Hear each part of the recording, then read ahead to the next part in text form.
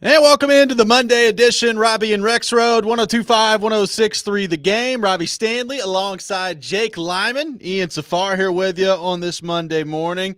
Rexrode out this week. He is off to parts totally unknown. I have no clue where Rexrode is. I do know he's on vacation. Jake Lyman, welcome to the Thunderdome. Thank you. How we doing? Doing great.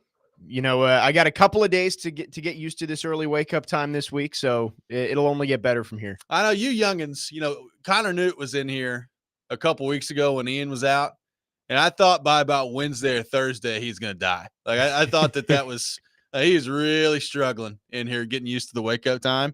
You were telling me earlier before the show started you got some slow-pitch softball coming tonight. Yeah. I remember those days. The 9:30 start time in slow pitch softball, a bold move by you. It is tough, but you got to do what you got to do for the team, and hopefully we can get a win. And I'll be back in here tomorrow morning. Ian Safar, how we doing? What's going on? Doing great, thanks. Do you have any idea where Rexrode is? Is he in the continental United States? Is he somewhere else? I have no clue. I believe we have uncovered his passport is expired. That's true. Okay, so he's in the he's continental United probably States. somewhere. During his real ID fiascos, we have determined that his passport is also expired. So I don't think he's too far. Okay. All right. But I do not know. All right. Well, we'll see if we can uncover that by the end of the week. Maybe he's in South Detroit. Well, also, it's worth considering because, as we know, last week, big-time struggle for Rexrode on the gout front. So has that subsided wherever he is? Is he able to walk?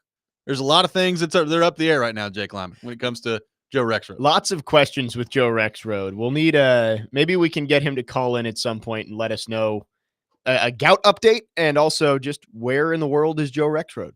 It's a great question. We'll figure that out at some point, I hope, throughout the week this week. We got a lot to get into on the program here today. Emma Lingen from the Hockey News will join us at 7:30. We'll get her thoughts on the Predators, some moves that could be coming this offseason. The NHL draft is later this week, so all that coming up a little bit later in the program. Corey Curtis for his weekly visit going up at 8 o'clock as well. So we will get into all that throughout the course of the show. As always, taking your thoughts on our phone and text lines driven by WilsonCountyHyundai.com, 615-737-1025, our phone number. Jake, the NBA Finals wraps up last night. It was, for a while anyway, a really, really good and a really thrilling Game 7 between Oklahoma City and Indiana. Now, early in the game, Tyrese Halliburton goes down, and it was brutal. And I think everybody watching kind of knew what it was immediately. He took the step back, and then you saw in the slow-motion replay the Achilles pop there, and he went down, and you knew pretty quickly that he was in trouble at that point. So early in the game, just a huge emotional hurdle for the Pacers to try to overcome. I thought they did in the first half. They were actually leading at the end of at halftime. And then Oklahoma City in the third quarter just blew it open, and that's all she wrote. Oklahoma City wins 103-91, and they win their first title since moving from Seattle to Oklahoma City. So first off, great team. I mean, SGA, another great performance from him last night, and Thunder certainly a deserving champion. It's a shame that Halliburton went down as early as he did in Game 7. I wonder what that looks like if he's still in the game. Yeah, I mean, you can't take anything away from OKC. See it behind you on SportsCenter. One of 4 teams ever with 84 wins in a season, including the playoffs, on their way to a championship. But it's going to be one of the what ifs that we'll always talk about. What if Tyrese Halliburton stayed healthy in that game? Because he had already hit 3 threes. The Pacers were going blow for blow with the Thunder at that point. And you're right. They were up at halftime, and then it just kind of felt like the Pacers just couldn't find any way to score on that Thunder defense. It was the TJ McConnell show for a little bit there where he scored 10 straight, 12 straight, something like that. But it was only because they basically said, hey, TJ McConnell's going to beat us one-on-one. We're not going to let him pass to an open shooter. Yep. If we're going to lose to TJ McConnell, so be it, but we're not going to. Props to OKC, but it is tough to see that Tyrese Halliburton injury, and he becomes one of many over the last couple of years who have that calf strain. It's weird, man. And you try and play through it, and it was tough. ESPN just kept on showing that replay throughout the game too. Usually when there's a gruesome injury where you can see it like that, they try and avoid showing. Yeah, the they're replay. almost like, hey, if you missed it the first 5 times, let's watch it again. They were playing it going into breaks pretty much the entire rest of the game. I'm like, all right, we've seen enough of it. I don't need to see that again. Yeah, you're right on like the calf strain part of it is really weird, and particularly in the NBA. Like we saw, it happen with Kevin Durant before. We've seen it happen a few times in the NBA where somebody's dealing with the calf strain and they're trying to fight through it, and then all of a sudden it leads to an Achilles injury. So, I mean, the double whammy, I saw people talking about this on X last night. The double whammy for Indiana is you have this great playoff run that's been captivating and it's been awesome. And frankly, like, I think it's been pretty cool. Like, I know a lot of people were mad about Oklahoma City and Indiana being up in the NBA final. I kind of liked it. It was something different, and it ended up being a great series. But if you're Indiana, you go the whole way, and you have the pain of losing a Game 7 in the NBA Finals, and now your best player is out for probably either the entirety of next year, certainly a big portion of next year. That's a pretty bad double whammy. Yeah, and that's now 3 Achilles tears in these playoffs, all star players in the East. Damian Lillard went down early, and then Jason Tatum, obviously with the Celtics, and now you've got Tyrese Halliburton. If I'm the Cleveland Cavaliers or the New York Knicks, next year's a year to go all in the East, because it's tough for these teams, the Celtics and the Pacers, who I think if they're fully healthy, those are probably the 2 best teams in the Eastern Conference. And now they're both without their best player for likely all of next year. It does make it tough to swallow for those Pacers fans, because you head into last night's game thinking we might win an NBA championship. Yep. Would be one of the greatest postseason runs of all time, with the comebacks that they had, upsetting the Cavs, upsetting the Knicks, and you take the Thunder, the best team in the league all year, to Game 7, and not only do you lose, but also your best player, like you said, likely done for, if not all of next year, pretty much all of next year. You mentioned all those injuries in the playoffs. Did you mention the weird anomaly there? Yeah. All number 0. All number 0. Yeah, that is wild. Yeah, it is super strange. random. That's But like, very what are random. the chances all 3 of those guys get your the Achilles injury, Right. and you're number 0? God, I didn't even notice that. That's amazing. That's weird. That's Isn't it? really, It's really super, weird. super Yeah. random, but Golly, that's crazy. And then on the Thunder side of things, so I think I saw they were the second youngest team heading into all this to make the finals, like ever. And I think they're the youngest team to win it in 48 years or something like that. So, I talked about this with Kuharski a few weeks back, but like people have been talking about the next dynasty in the NBA, and the Thunder have been brought up, and kind of our position was always, well, why don't you let them win one first before we start talking about dynasties moving forward? So now they've done it. And I will say, just because you win one and you're a young team doesn't guarantee that you're going to win anymore. But I do look at the way that they're built, and I think they got a chance here to go on a pretty lengthy run when it comes to, obviously, you've got the league MVP, the finals MVP, and Shai Gilgeous-Alexander. I thought Chet Holmgren was really good last night. He was really, really good. You've got Jalen Williams, like those 3 together, and then we'll see, what they end up doing in free agency and via trade over the next few years. But, Sam Presti, my brother's a big Thunder fan, and they've been like stockpiling all these draft picks for what seems like 10 years at this point. And, obviously Holmgren and SGA and all these guys have come out of it, but they've got a chance here, I think, to go on a pretty good run. Sam Presti did the trust the process Sixers the right way. He did. Like, it's paid off. The Sixers tried to do this, and we're going to be awful for a couple of years. We're going to stockpile draft picks, and then we're going to come out of it and be an NBA championship contender. And they didn't even get to the Eastern Conference Finals. But Sam Presti, not only did they just win the NBA Finals last night, they have multiple first-round picks in the next couple drafts. Exactly. So you could either use those and continue to stockpile young players, or you could go get another star to put alongside these guys and see if you can go run off a couple of championships in a row. I don't know if you could go get a guy like Giannis, but there are moves to be made for the Thunder. They could get that team even better than what they were this year, alongside that core of 3 of Shea, Chet, and Jalen Williams. Yep, and they finished, 68-14 in the regular season. So, 68 wins is pretty darn good, man. Like, I don't think people, maybe your casual sports fan, certainly your casual NBA fan that maybe just tuned in for the playoffs, quite understand how good this team was. When you look at not only the record, but some of the metrics involved with it, and I've heard Tim Legler talking about this on ESPN too. Like, they're an all-time great team when you break it down that way. And we'll see where the dynasty part of it goes from here. Again, just because you win one doesn't mean that you're just going to go on some run here. But this specific team, when you get to the end of it, is pretty darn special. Right. The metrics show that this is maybe one of the best defensive teams of all time. And I'm not a diehard NBA fan who's watching every game every night, Same. but watching this series, you can see why the metrics show that. There were multiple times last night where I noticed, like, the Pacers, the ball movement was great. They were moving it around the perimeter and they just could not find an open shot because everybody on that Thunder team can play defense.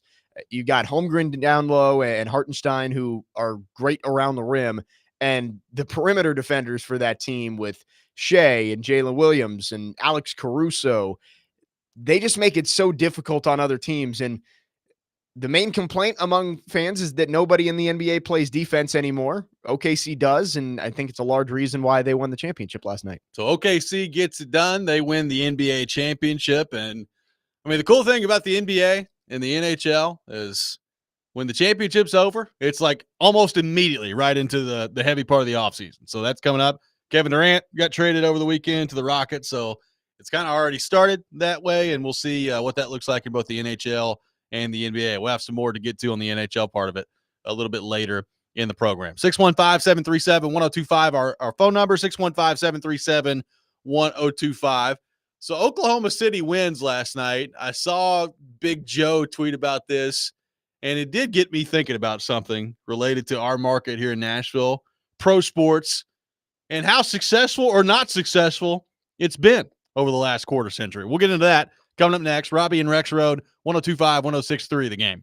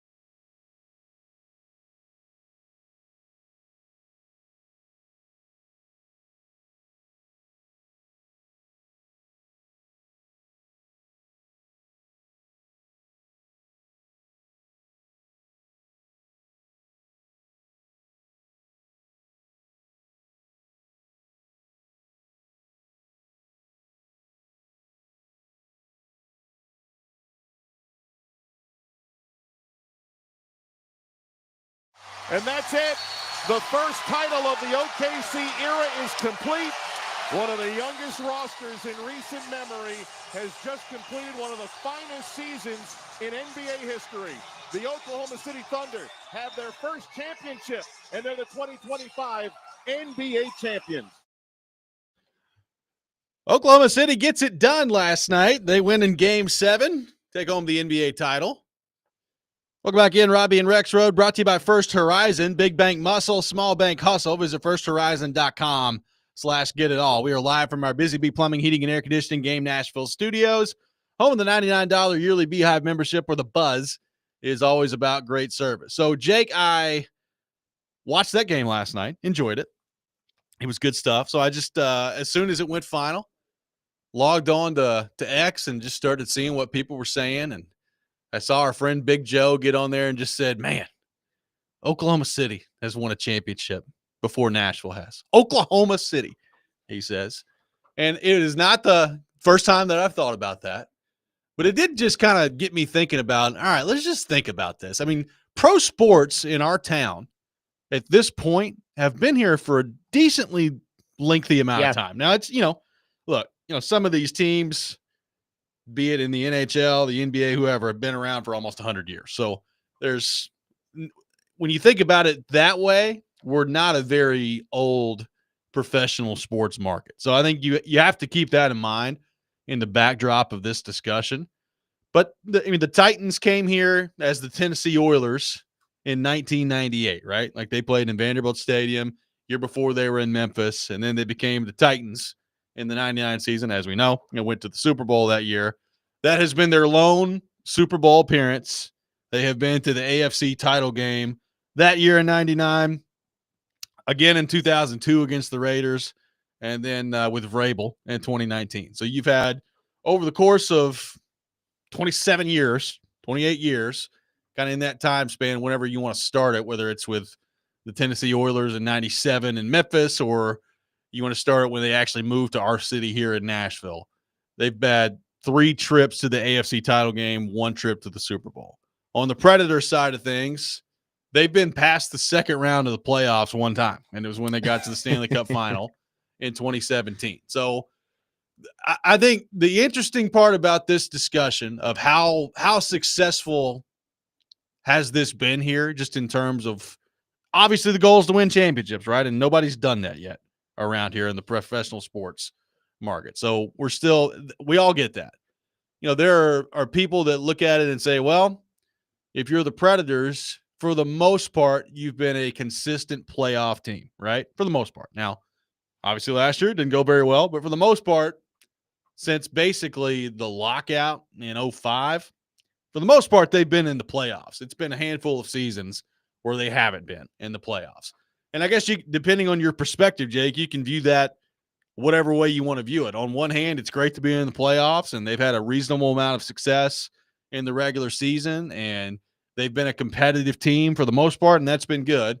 On the other hand, you look at it and you say, all right, well, Vegas has come into the league in 2017, and they've won a Stanley Cup, and they've been to a couple other finals. Like, the goal is to win championships. So it is interesting to think about, since the late 90s, mid to late 90s, when this started here in our city and where we are now, how successful has this run been when you try to break down the Titans and the Predators? Right. You want to win championships. Every city wants to be Boston, where they've got, in the last 25 years, they've got 6 Super Bowls and 2 NBA Finals championships, at least 1 Stanley Cup, 2 for the Bruins. They've won 1. They beat Vancouver, right? And then they lost to St. Louis. They lost to St. Louis and Chicago. And then the Red Sox have 3 World Series titles in that span. I think 4, maybe. They won in 06. They won in 13. Did they win in 17 too? Something like that. Something like that. Yeah. Yeah. So pretty good amount of success. They've got like a dozen championships over the last 25 years. Yeah. Everybody wants to have that level of success, but you do have to say that the Titans and Predators, for the most part, have been competitive. Obviously, there was a stretch of about a decade for the Titans that wasn't very good. From 09 to 17 was when they finally got back above 500. But for the most part, these teams have been in the conversation. The Titans have had multiple opportunities. You mentioned the 2 other AFC championship games to get back to the Super Bowl, but you also were the number 1 overall seed in the AFC twice. Yep. And blew it at home both times. So the Titans have had their opportunities. They just haven't been able to execute in the playoffs. And I guess you could kind of say the same for the Predators outside of the one Stanley Cup run. So it's kind of like always the bridesmaid, never the bride for Nashville sports over the last 25 years. You're always getting close, and I think the fan bases always kind of seem to feel like we're right there, but you just can't get over the hump. Yeah, and it's interesting because we'll get people that text in or call in and bring this up from time to time, and it's always interesting to hear why people think that's the case. And look, I'm not smart enough to sit here and say whether people are right or wrong when it comes to kind of their theory on this, but you'll have some people that will say, man, the ownership just doesn't care enough, right? Like the ownership isn't invested enough or to the level that they need to be. And for the most part, I don't know that I buy that with the Predators and with the Titans. Like, I think you could make the argument, especially recently, ownership may be a little too invested when it comes to the Titans part of it. I mean, maybe step back and get out of the way a little bit more than she has over the past few years. I am really interested to see how it goes with Bill Haslam and the Predators, because the Predators, as we've talked about, and we're going to get into their offseason coming up a little bit later in the show, but they have been an unbelievably patient organization. I mean, you're talking about an organization that since the moment they got here and they had their first season in 1998-99, they have had 4 head coaches and 2 general managers. I mean, Jake, that's basically what the Titans have had in the last 5 years. At this point, 27 years, somewhere in that neighborhood. That's unheard of. Like, it doesn't happen in pro sports. And it's funny because you get to see both ends of the spectrum in one city. Of the Titans just continue to churn through people, and if you don't show immediately that you're the guy, then you're going to be gone.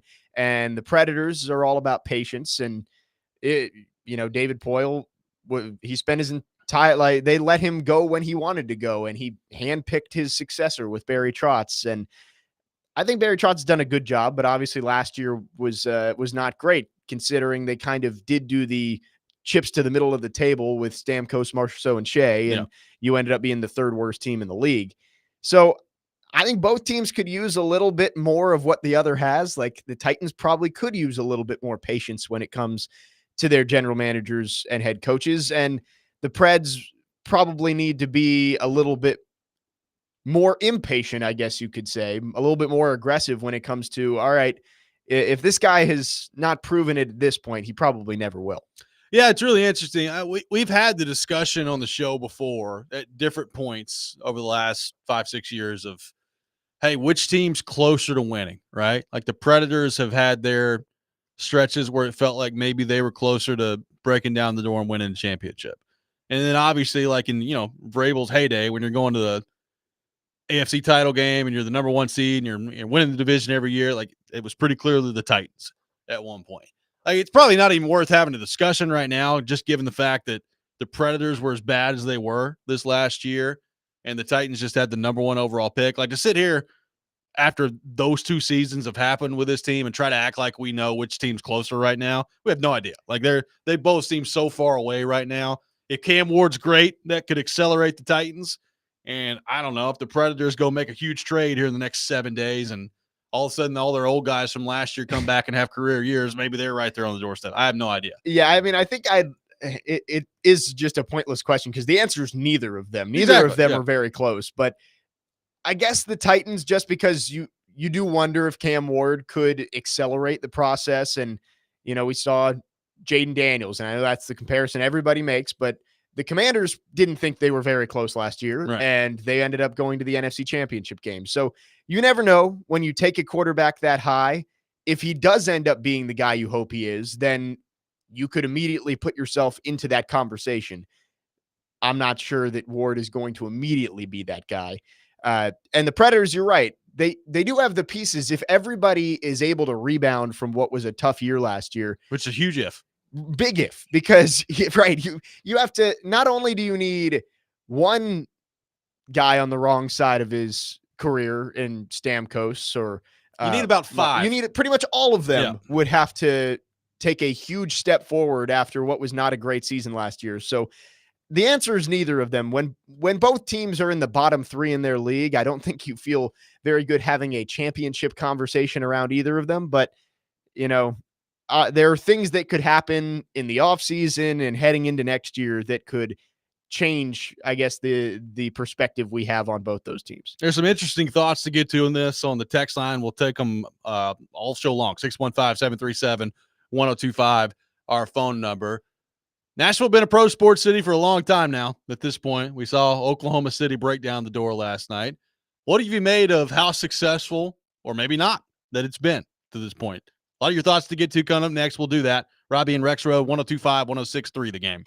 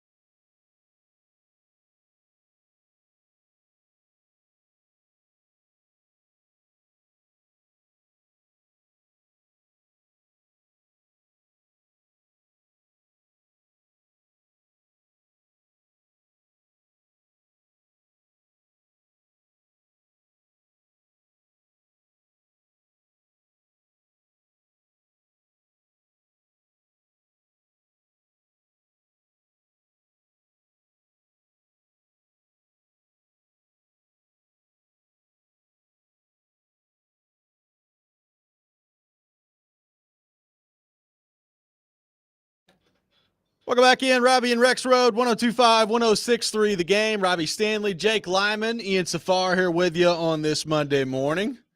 Rexrode out on vacation, as people in the YouTube chat are bringing up. Goutcation, which, Ian, I think we may need to make T-shirts for. Yes, I like that. I do. Yes. Goutcation. In all seriousness, we wish the best to Rexrode. Hope that his feet are a little bit better. He was limping around here. I gotta say, still after like an entire week. Thursday when he rolled in and he was actually in the studio, and I looked to my right and his foot was just propped up in the chair next to me. I was like, this could be a long show. This could be a very interesting program. But it worked out. It was all good. We powered through it. He had some clean socks on. I didn't have to see the gout-infested You foot. didn't have to see the gout. It At was least good. you didn't have to see the foot, or the toe or anything. You could have put the third camera up there, have a gout cam. He did for a little while. I He turned the couldn't camera on. He couldn't quite get the angle. Like, we would probably need something suspended from the ceiling. But Bird's eye view. when he first put it up there, I was like, this could be an interesting program here. But it worked out. It was all good. 615-737-1025, our phone number. Throwing the thought out there about Nashville as a pro sports city.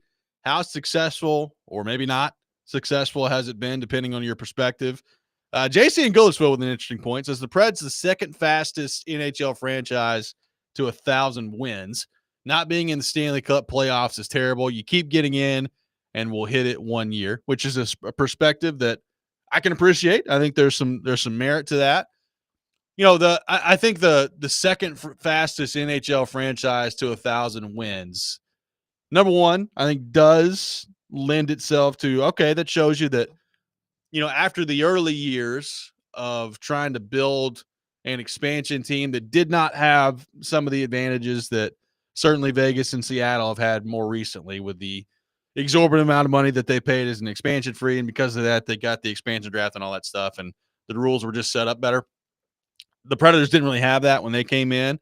Now, I would also say, like, I don't know how many teams exactly were in the league when the Predators came in, but it's now 32.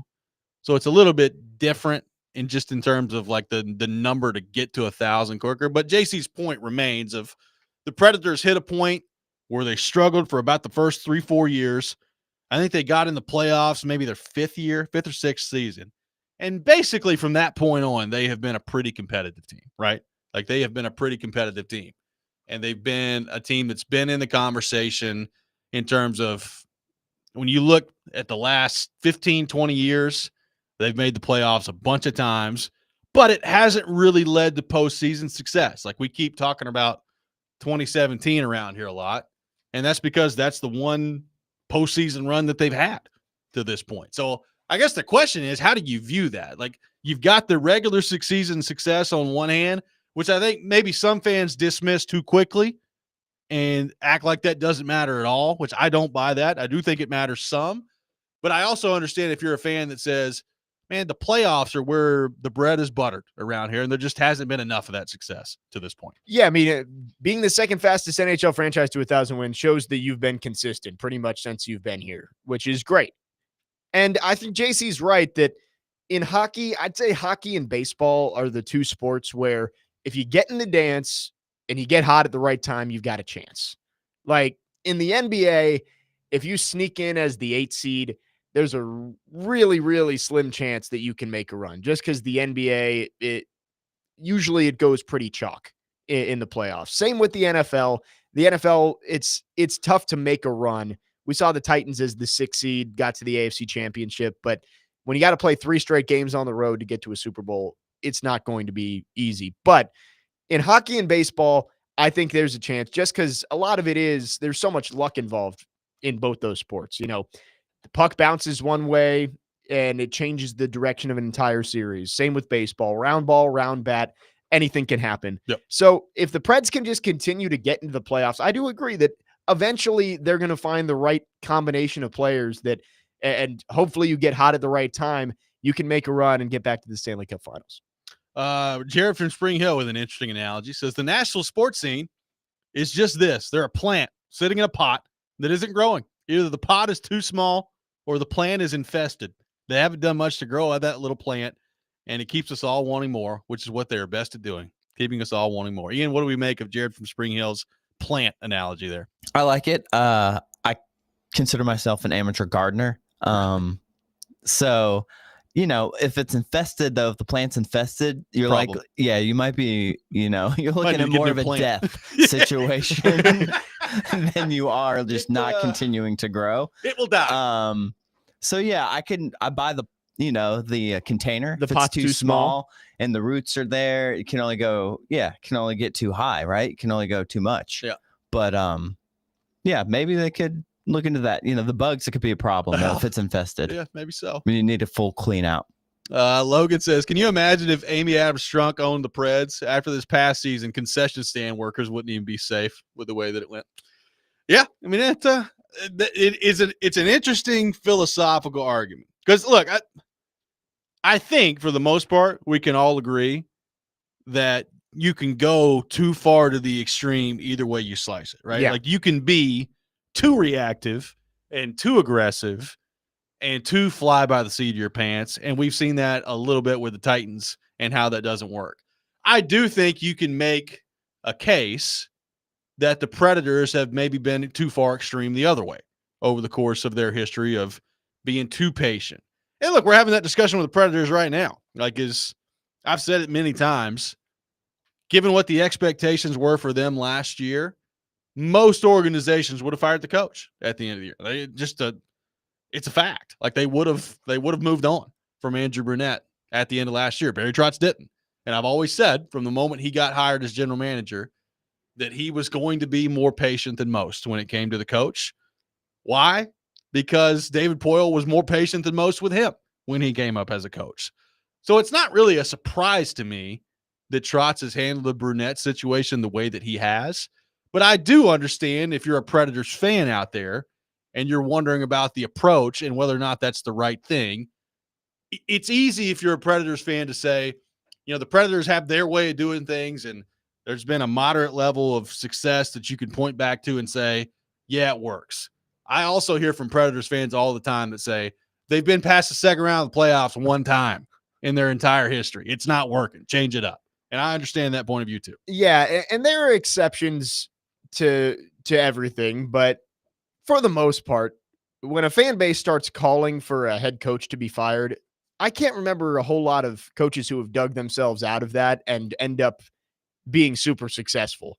Like with the Giants right now in the NFL, like why does Joe Shane still have his job? Like everybody's wanted him fired basically for the past year since the Hard Knocks with Saquon Barkley, which tough look. I mean, no one's ever going to do that again. There will never be another Hard Knocks offseason because Joe Shane has just gotten eviscerated from those clips of one of his staffers saying, are we sure that no one's going to want to pay Saquon Barkley this much money? Tough one. So I don't view Andrew Brunette in that same way of like he's too far gone, but I can't think of a whole lot of examples of a coach where a decent amount of a fan base wanted him gone, the majority of the fan base wanted him gone, and then he just turns it around and becomes this great coach that everybody loves. Yeah, I mean, I'm sure it's happened, but it's not the norm in pro sports when it goes that way.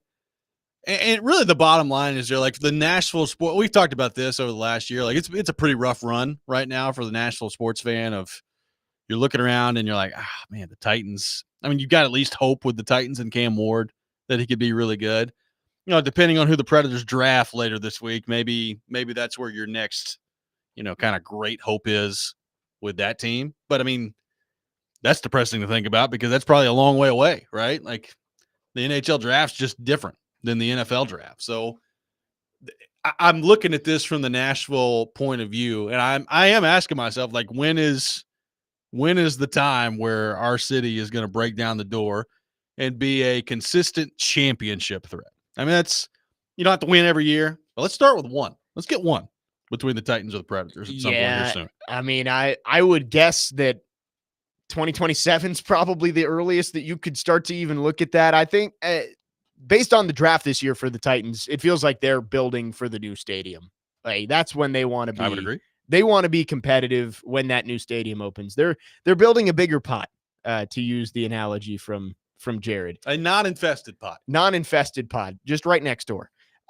I mean, I think, and actually Alex on our text line, driven by WilsonCountyHyundai.com, does make a good point. Nick Sirianni would be an example That's a good one. of a guy who a lot of people did want fired. Now, granted, people in Philadelphia want the coach fired. Like, it's an exception. Every other week. Like, if they go out in week one and lose this year, there will be Philadelphia fans who are like, all right, this guy's, he's move on.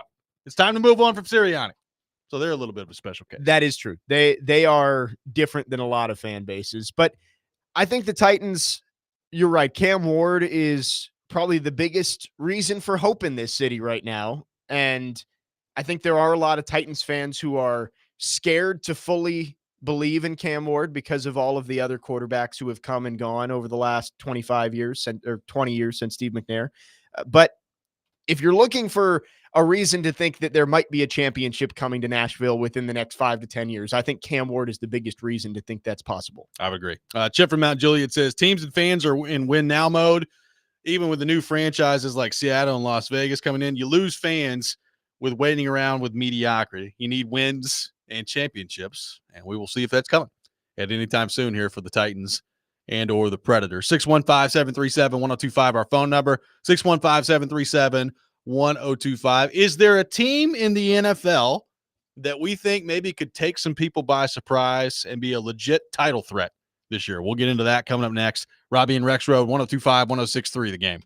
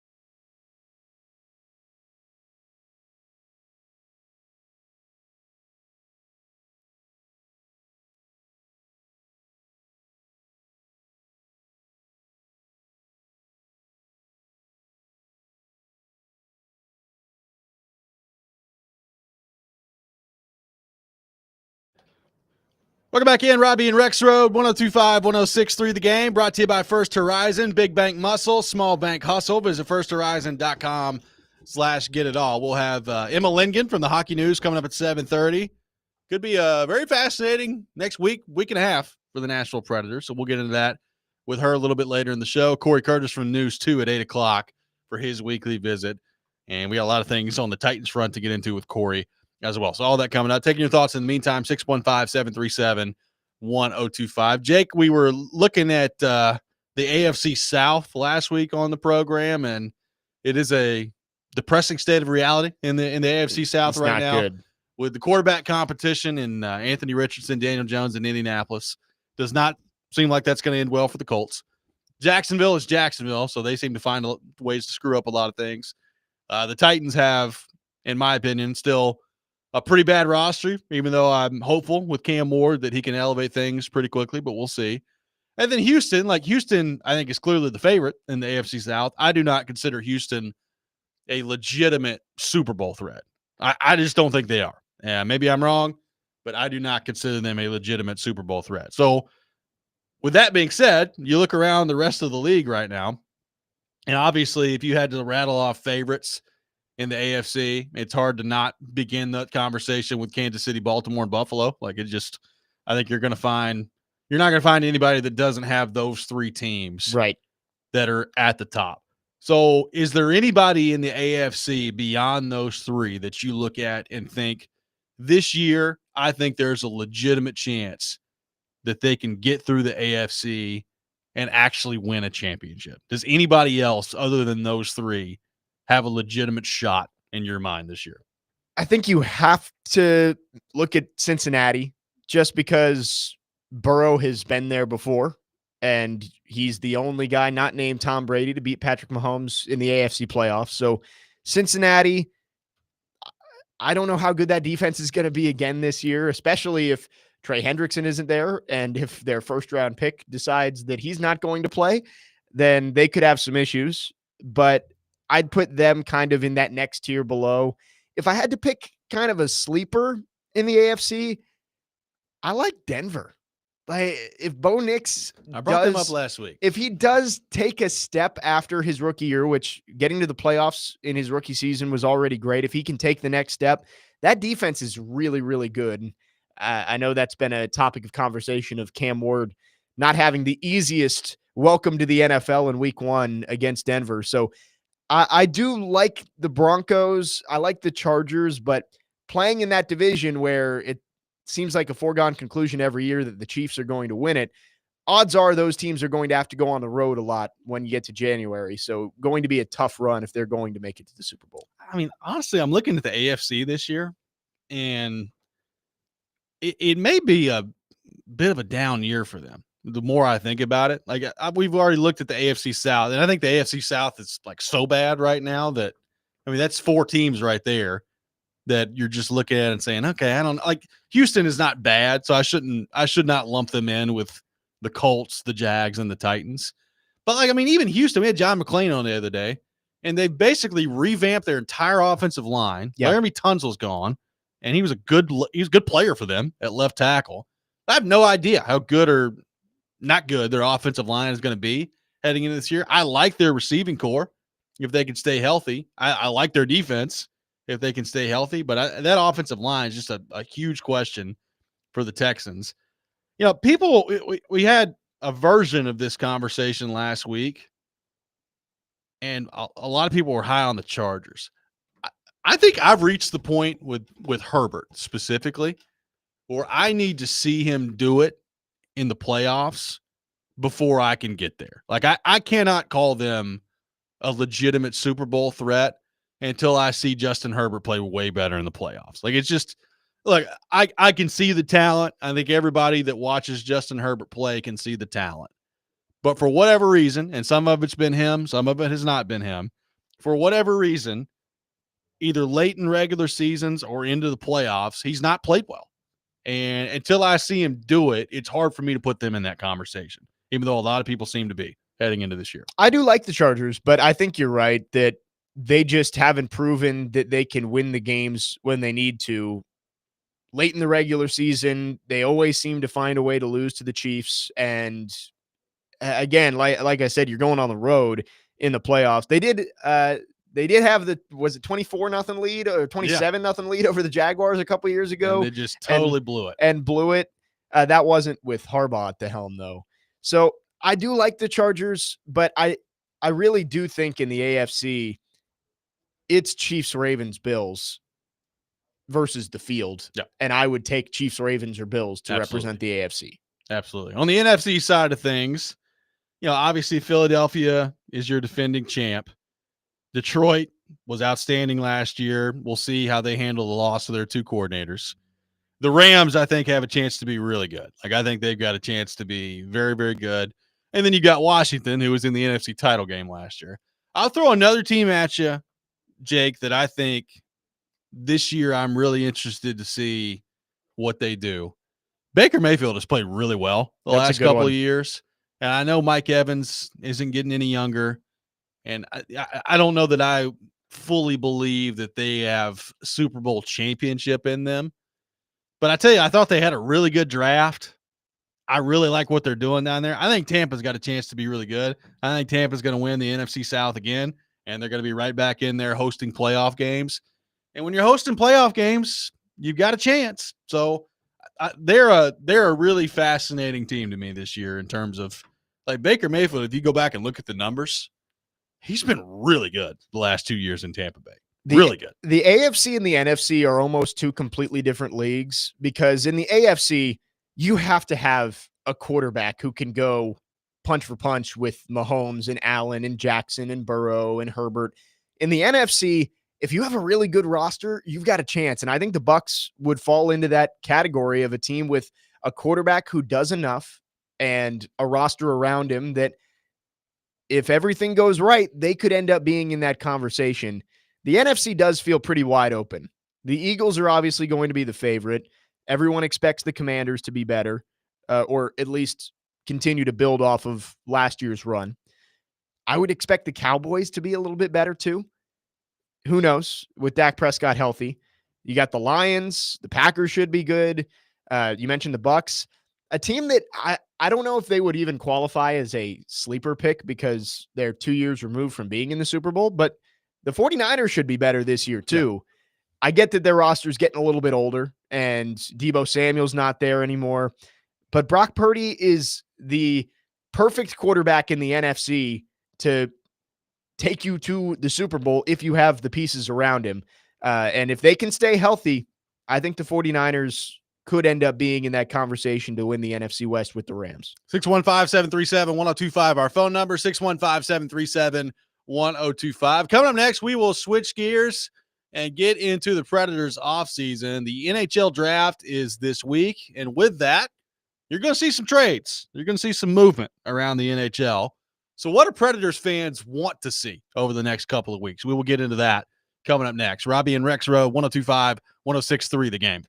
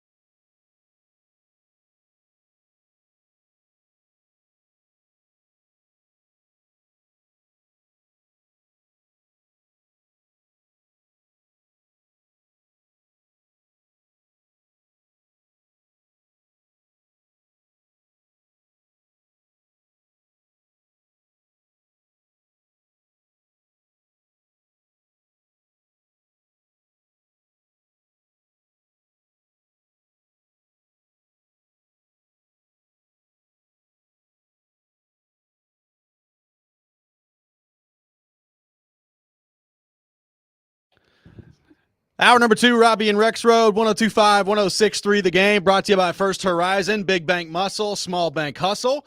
Visit firsthorizon.com/get-it-all. Live from our Busy Bee Plumbing, Heating, and Air Conditioning Game Nashville studios, home of the $99 yearly Beehive membership where the buzz is always about great service. Robbie Stanley, Jake Lyman, Ian Safar here with you on this Monday morning. Rexrode out on vacation. He will be back next week. So I got Lyman with me this week. I got Connor Newt at some point later this week. A lot of things going down this week here on the program. We'll take your thoughts in the meantime. 615-737-1025. Emma Lindgren will be with us at 7:30 from the Hockey News, and Corey Curtis at 8 o'clock coming up for his weekly visit. And Jake, speaking of hockey, the NHL draft later this week. Obviously a huge moment coming up for the Predators. They're going to stick it. Well, I shouldn't say they're definitely going to stick at number 5. They're making a top 5 pick. I'll put it to you that way. We'll see if it's at 5, if Barry Trotz at the last minute finds some way to move up. I kind of think that's unlikely at this point, but we'll see. But either way, there's a huge pick coming up for the Predators later this week. So in terms of the actual NHL draft part of it, we'll have later this week to kind of get into the weeds with that, because there's going to be some interesting options, no matter how it falls, that are available for them at number 5 here. So we'll get into that a little bit later this week. I threw this question out on Twitter, X, whatever, over the weekend, and got a lot of different responses to it. So I am interested today to hear what Predators fans think and how they view this. So the question I threw out, I think it was like Saturday afternoon, was basically, as you're looking at the Preds offseason that is beginning basically now, and it's going to be hot and heavy over the next couple of weeks when it comes to the NHL draft. There will be trades that are made, and you've got free agency coming up next week as well. All that's right around the corner. So what would you like to see the Preds do?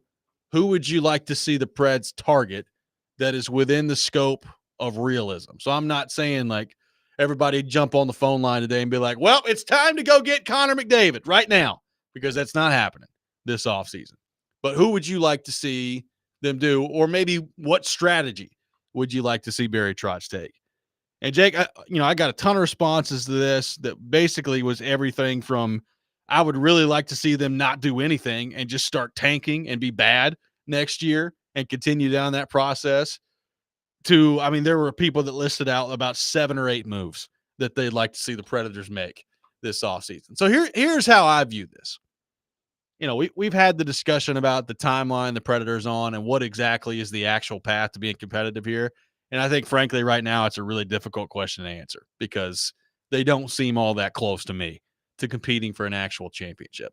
Having said that, with where they're at with their roster and with the old guys that they've got in their core forward group right now, and then you factor in Yossi on the back end and certainly the Saros contract, to me, one of the, I guess, the defining question of this offseason, when you take the NHL draft part out of it, is, can Barry Trotz find a legitimate centerman?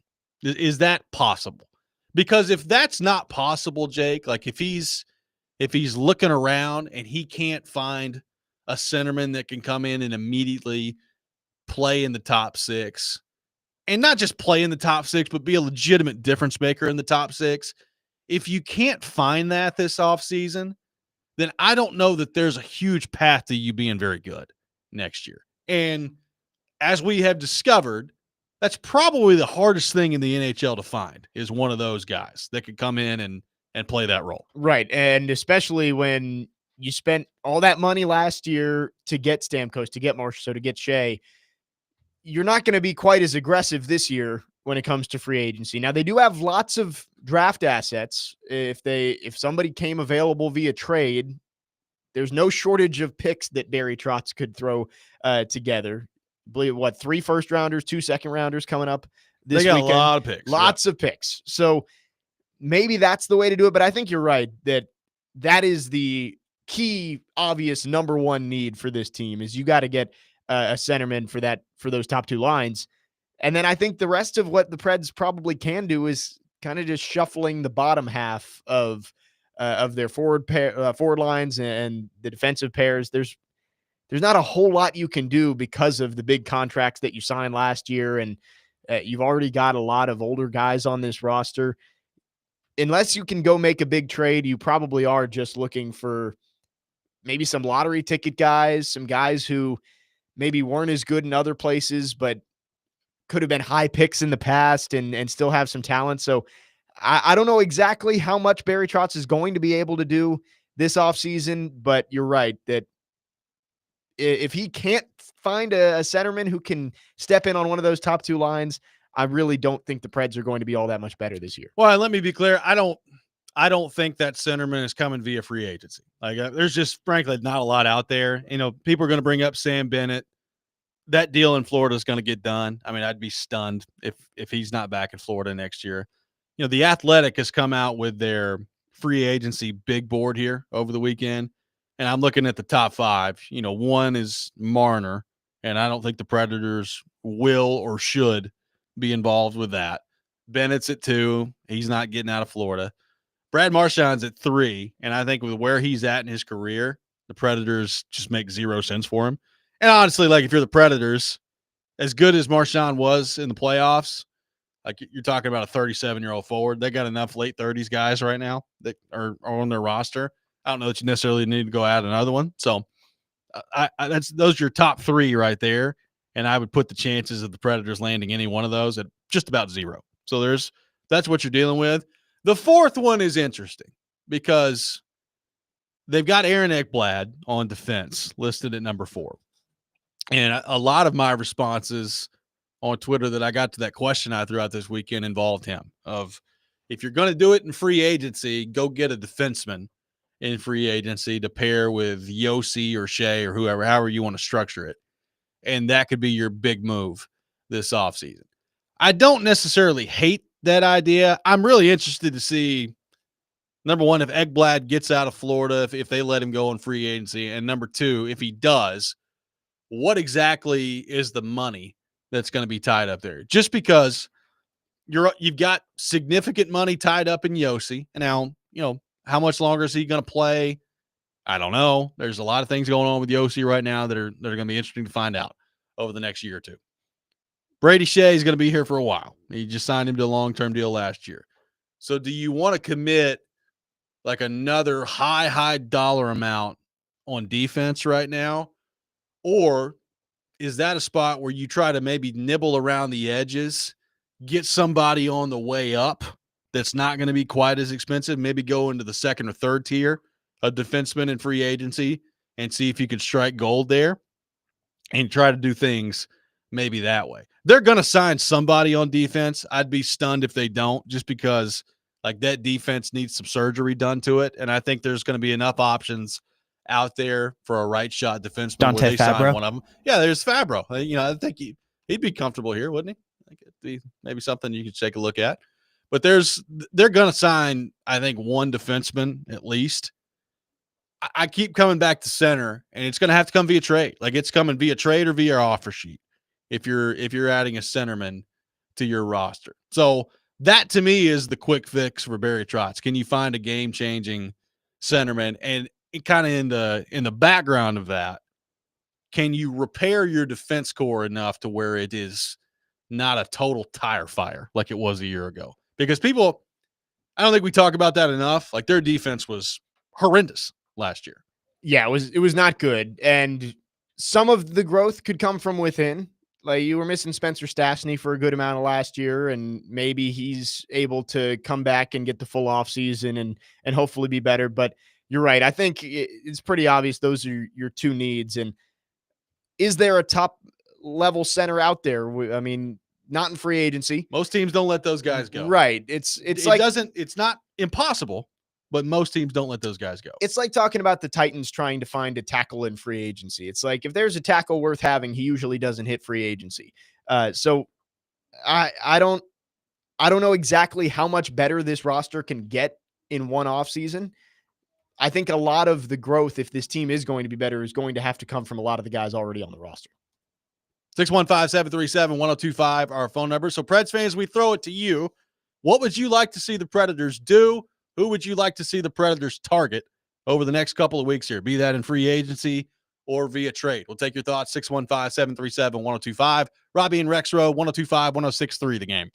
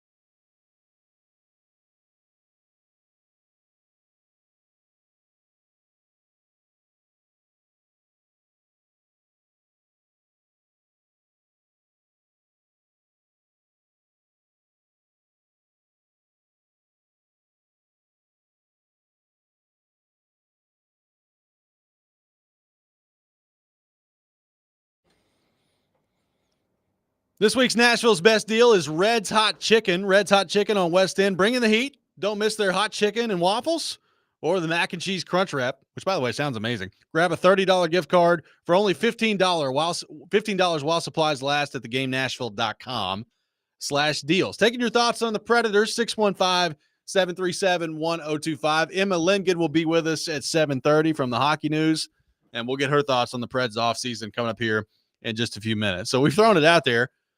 What moves do you want to see the Predators make within the scope of realism over the next couple of weeks here as it relates to Barry Trotz trying to put some surgery on this team and revamp things heading into next year? Now, we were talking in the break, Ian, about their defense core right now. Mm-hmm.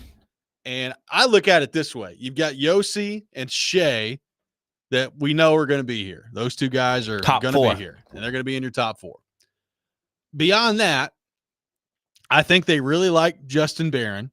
I think they like the way that he came on at the end of last year. He's a right shot. And he's a right shot. So could you, frankly, they need those guys. Could you pair him with one of those guys? Maybe. Would that be a reach? I would say it's probably a reach, but right now I don't know if they got a whole lot of choice in it. Beyond that, so those are three guys right there that I feel like are going to be on the team.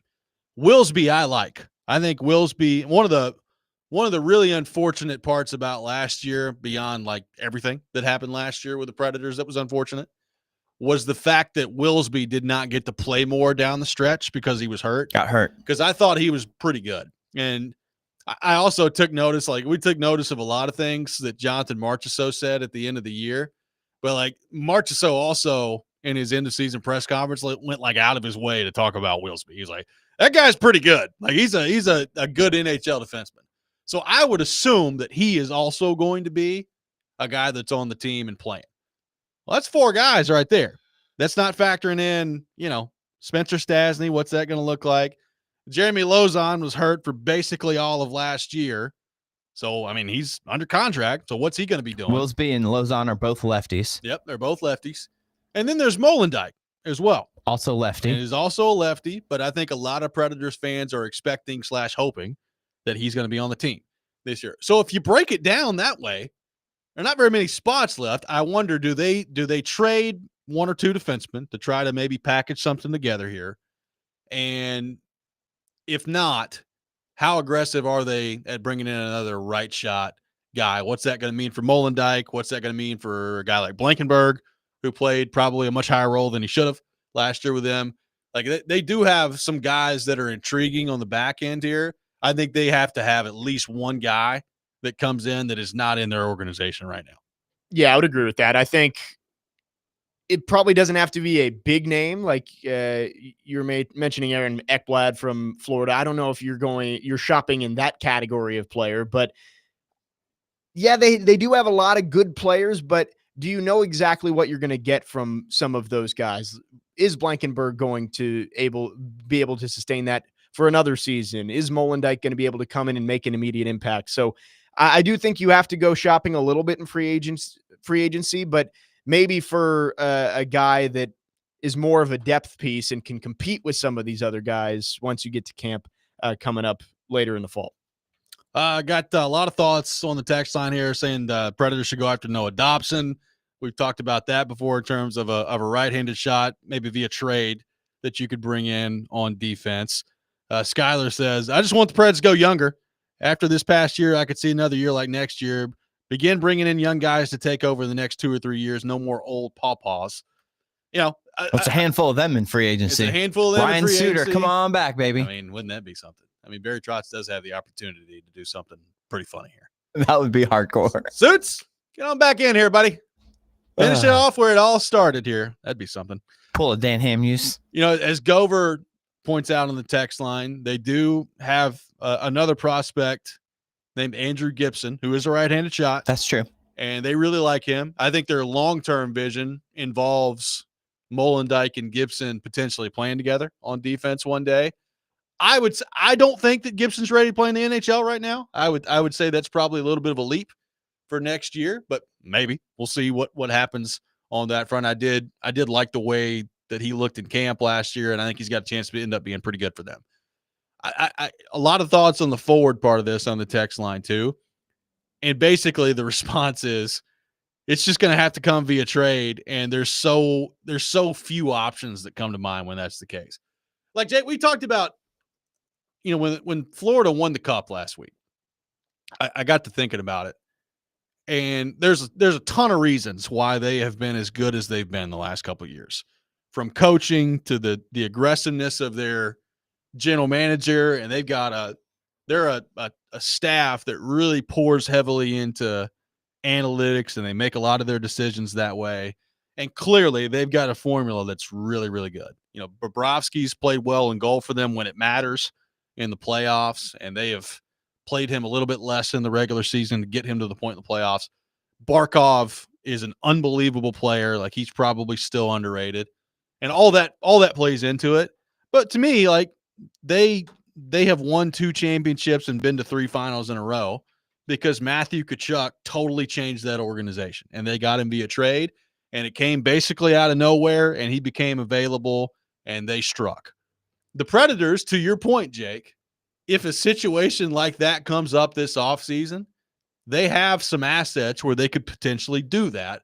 The problem is that doesn't happen every offseason, right? Like, those type of guys don't become available every offseason. So is it going to happen this offseason? That's the question. With Florida, they traded a guy who looked like he was one of their franchise players in Jonathan Huberdeau to make that trade happen. So I think you would have to, it would have to be a big trade, and you'd have to give up a lot of assets. But as I've seen in the YouTube chat and on the text line, you need a top line center at some point. And usually the easiest way to do that is to be bad, right? Like, be bad enough to pick at the top of the draft when there is a top line center available, like we've seen the last couple of years with Connor Bedard and Macklin Celebrini.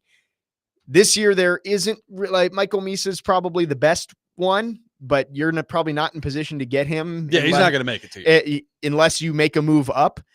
So you have to look around and see if maybe there's somebody out there in a trade that you could get. But like you were saying earlier, those guys aren't made available very often.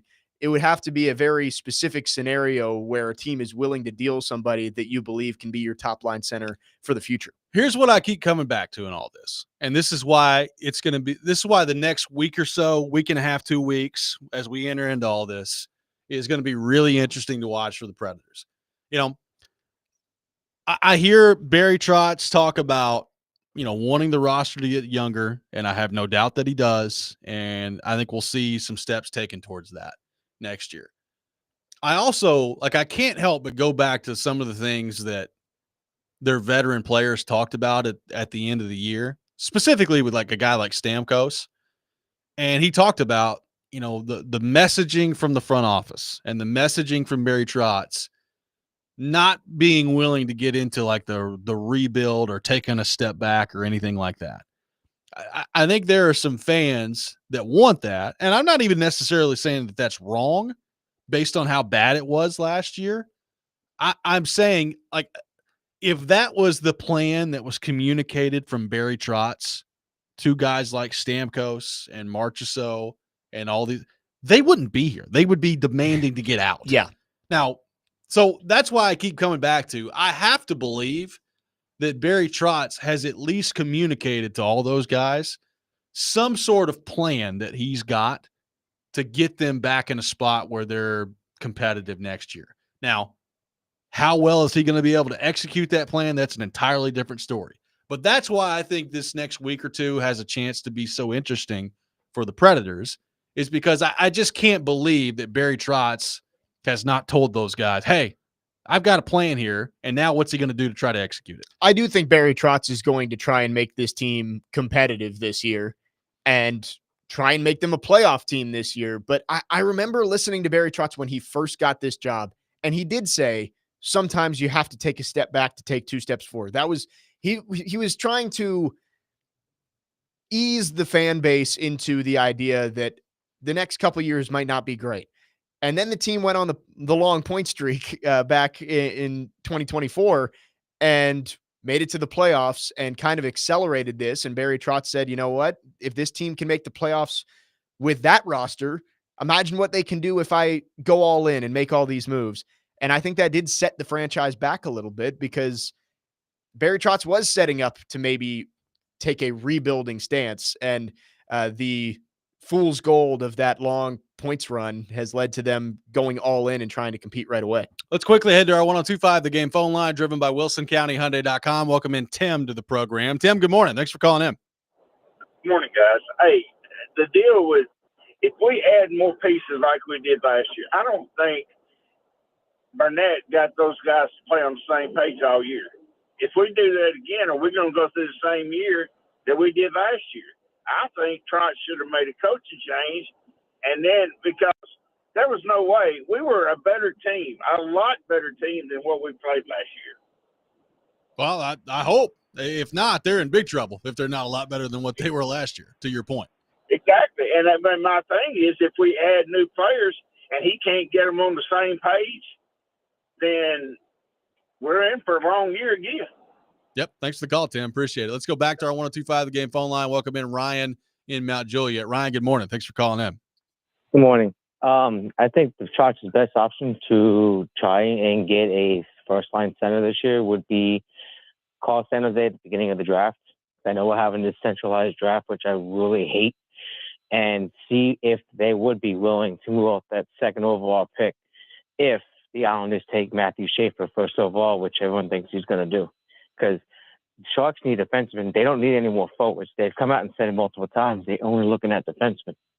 Nashville's got a plethora of defensemen they could possibly choose. And then it might include Molnike if it worse comes to worse. But you're looking at getting your top-line center that you desperately needed your whole franchise to get. And let's face it, this free agency class is as bad as the draft is this year. So there's not much out there. Yep. Thanks for the call, Ryan. We'll see. I mean, Barry Trotz has not been afraid in the past to try to move around in the draft a little bit. To this point, he's not been successful in doing it.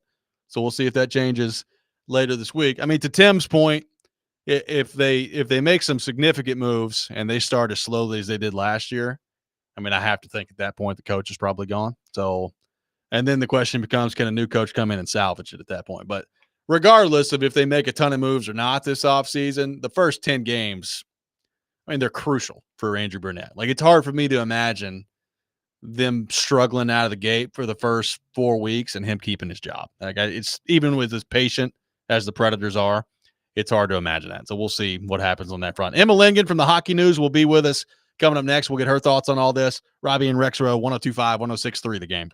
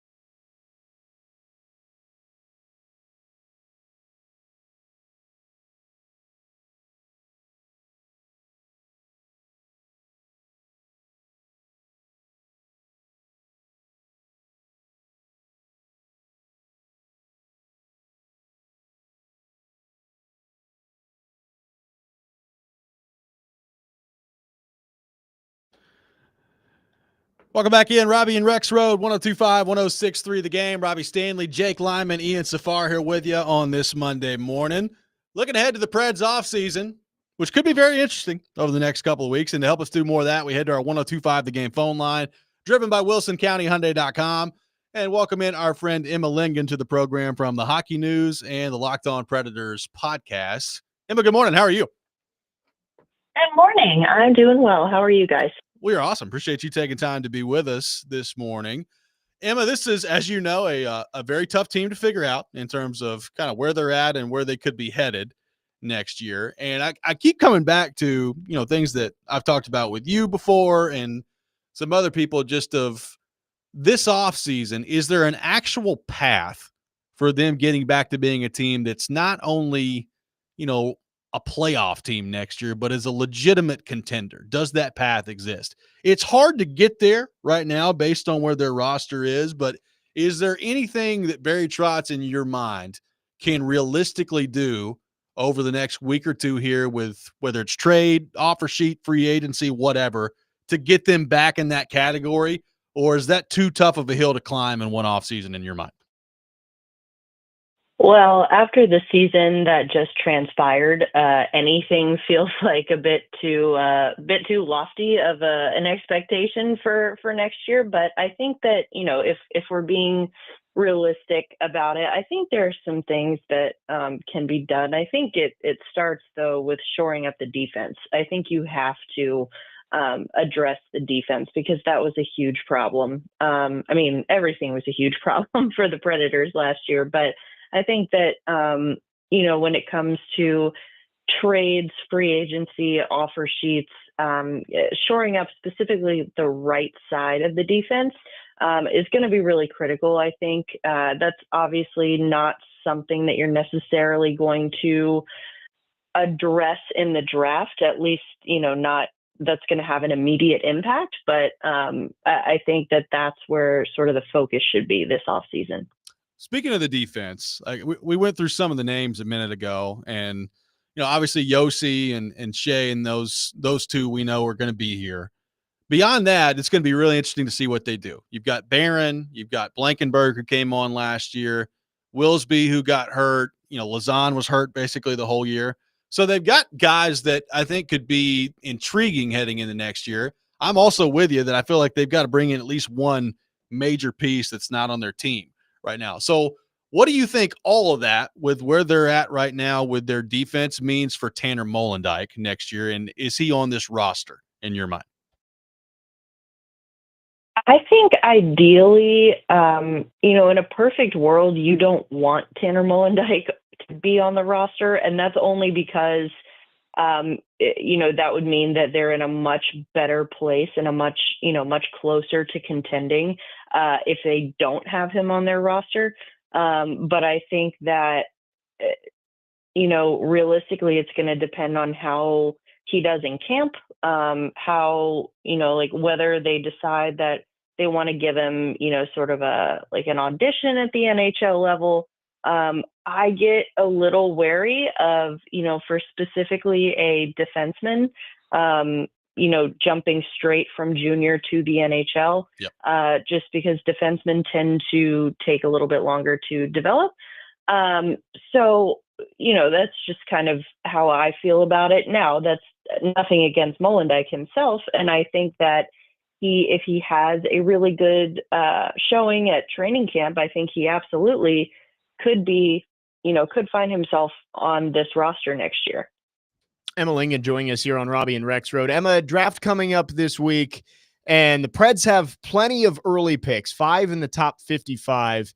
Even if it's not moving up in the top 5 of the draft, could you see Barry Trotz being active and trying to use those picks to move up maybe in the first round or back into the first round with those 3 or 2 seconds that they have?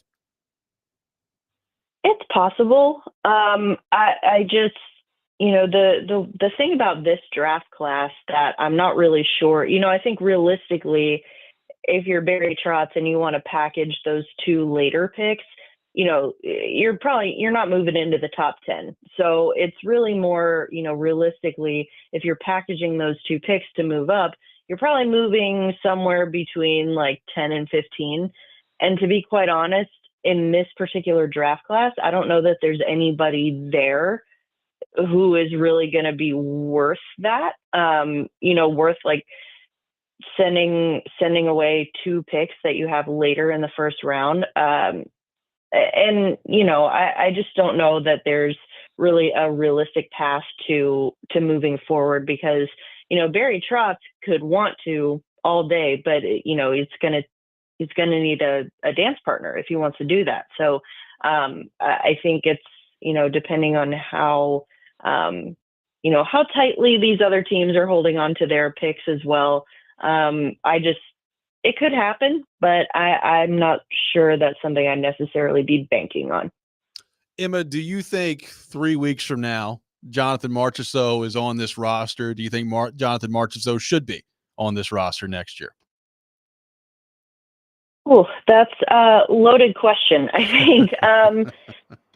I think that Jonathan Marchessault could be and was, a good piece for this roster. I think that he, added an element of that sort of spice and sandpaper, both on and off the ice, that I think this team could use.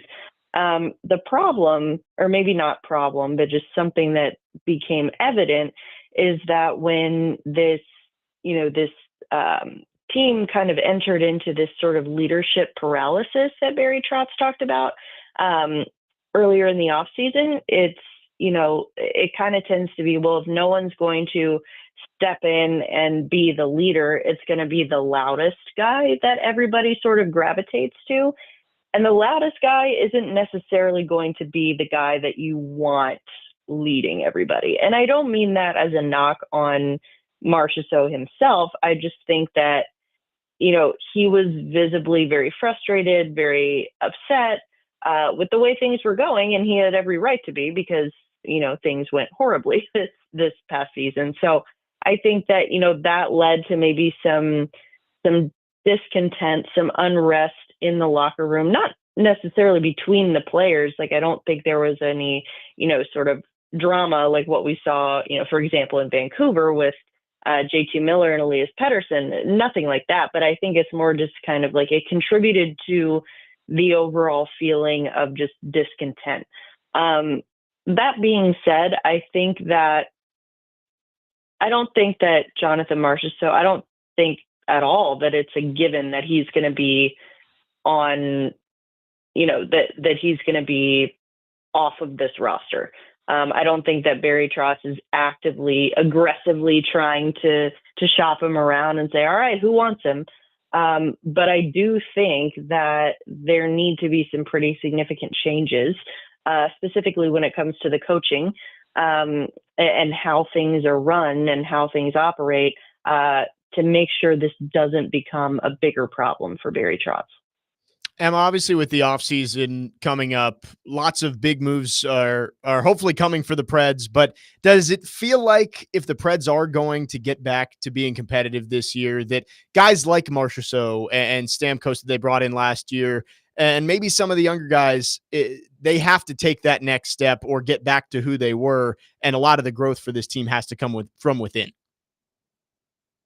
I think it absolutely does. I mean, you think a part of why this last season was so disappointing, it wasn't just the result. It was because on paper, this team and this roster was better than what the results say. It would have been, I think, a little bit different if the organization had gone down the rebuild path and sort of laid it all out and said, hey, we're going to not be great for the next few years as we try to rebuild this thing. But they did the opposite. They went out, added pieces that were going to help them win now.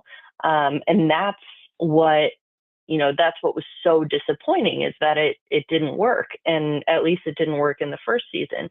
And I think that, when you look at the additions of specifically Marchessault and Stamkos, that was, to Barry Trotz's credit, he, after the previous season, looked at the roster and said, okay, what's the, one of the biggest areas of need here? Well, we need scoring. We need goal scoring. And he went out and added 2, prolific goal scorers. and they were fine, but they were not, producing at the rate that, they're expected to. And so that's, I think, what was such a conundrum about this team, because, earlier I mentioned the defense and how that was an issue, but no one was, I think that at the beginning of the season, you could have looked at this roster and said, ooh, I don't know about the defense. But I don't think anyone was looking at the roster at the beginning of last season and saying, where's the scoring going to come from? Like, who's going to score the goals? So I think that, does it all fall on them? No, but I think that that's going to be a huge part of that. All right, Emma, last thing for you here, and this is a question that until there's resolution one way or another, it's going to be a huge one throughout the league. If you're Connor McDavid, coming off another final loss in the Stanley Cup final, what are you doing this offseason? I've thrown it out there here on the show. If I'm him, I'm not signing an extension this offseason, and it doesn't necessarily mean that I wouldn't eventually go back to Edmonton and re-sign if I'm him, but I if I was him, would leave every possible option open for me after next year and see what happens. That's the way I would handle it. How would you handle it if you were Connor McDavid? What do you think he does? I 100% agree with you. He's eligible to sign an extension starting July 1st. I would not do that if I was him. Again, I think you've got to put some pressure on Edmonton a little bit, because if you're Connor McDavid, of course, you would like to stay and you would like to win a cup with the organization that you've been with your entire career. But Edmonton now has proven that, they haven't been able to do that. And this is, we're talking a guy who can make upwards of, 17, 18 million dollars once the cap goes up on his next contract. And, like you said, you can test the open market and you can weigh whether, what's more important? Do you want to win a cup, or do you want to win a cup with Edmonton? The issue is that the teams that have the kind of cap space that will be required to sign Connor McDavid are probably not anywhere near contending for a Stanley Cup. So at the end of the day, I'm not surprised if he does sign or re-sign with Edmonton. But if I were him, I would not do it this summer. I wouldn't do it once he's able to July 1st, because that's when you're Connor McDavid, you're in the driver's seat. You have all the leverage and you can say, okay, if you want me to stay, you need to fix this, and this, whatever it may be, whether it's the goaltending, whether it's the defense, whether, it's coaching, I don't know. But I think that, if you're Connor McDavid, you're in a position where you have all of the leverage here, and signing an extension on July 1 would just take that away. Totally agree. Emma, great stuff as always. Appreciate you taking time to be with us, and we will talk to you soon. All right. Thanks for having me. Emma Lincoln, our guest here on the program from the Hockey News. We'll take your thoughts on what Emma had to say. We got the Rob rant coming up next as well. Corey Curtis from News 2 at 8 o'clock. All that ahead. Robby and Rexrode, 102.5, 106.3 The Game.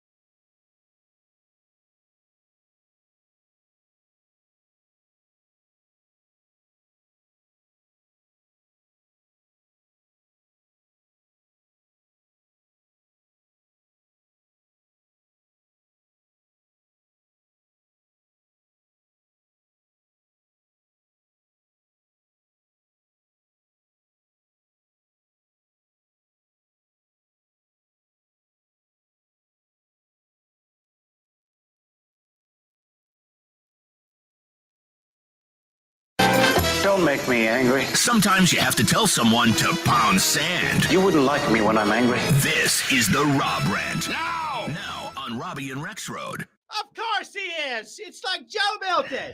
I have a feeling you eat a lot. Yes, I eat a lot. Maybe someday you could be like me and get gout. That he's now getting targeted ads for gout flare-ups. You know, I love my foods, but I'm Polish and I want a Polish sausage today. That's what I want. Gout is mental. No, it is not mental. Right now, I'm just worried about, can somebody get me a hot meal? I don't eat on game days. I need a hot meal. Live the man who sailed to sea. It is that time of the day. Time for the Rob Rant here on Robby and Rexrode. Take your thoughts at 615-737-1025. All right. Well, let me just go ahead and get this out there. This rant is going to make me seem so pompous. And I don't care. I'm going to do it anyway. All right. I got a couple situations that have happened to me over the last few weeks that have really just grinded my gears. And, you know, I've figured out as I've gotten older that some of the big things that used to make me mad don't really make me mad anymore. Like I've done a really good job, I think, of just kind of brushing those aside. But every now and then there's like the world's smallest things that just set me off. And it's happened a couple of times over the last week in the same situation in two different places. So I'm pulling into the drive-through of an establishment a couple of weeks ago. I deliver my order through the speaker. I pull up to the window to pay for said order.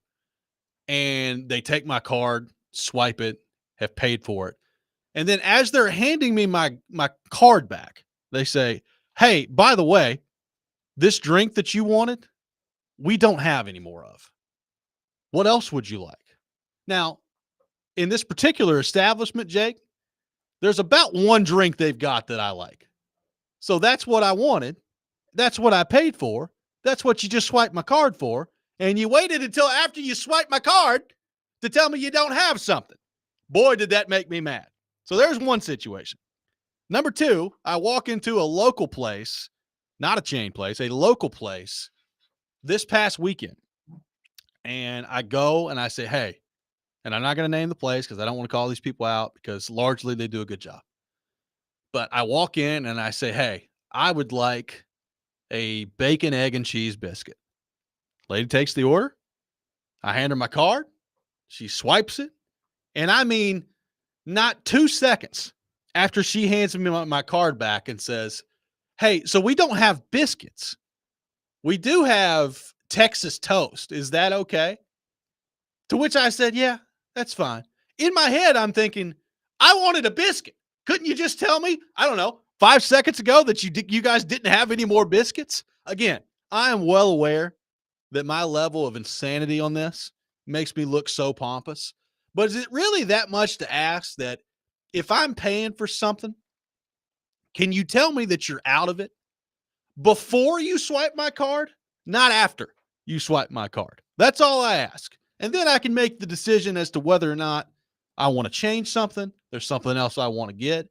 But the waiting to swipe the card and then telling me that you're out of it drives me absolutely insane. It makes me furious. Especially immediately. Yeah. Right. Hand you the card back and say, oh, we're out of that, by the way. It's one thing if you just discover it in the aftermath. Yeah. There's no way that you're waiting for your order and then all of a sudden they flag you down and be like, hey, we've run out of this. Is it okay if we swap it? That I can handle. There's no way in both of these situations that I've just brought up that these people did not know beforehand. Because when I'm saying, I'm not exaggerating. I'm saying card handed back to me and within the next half second, it's, by the way, we're out of this. It's like, you didn't know this before you just swiped this card?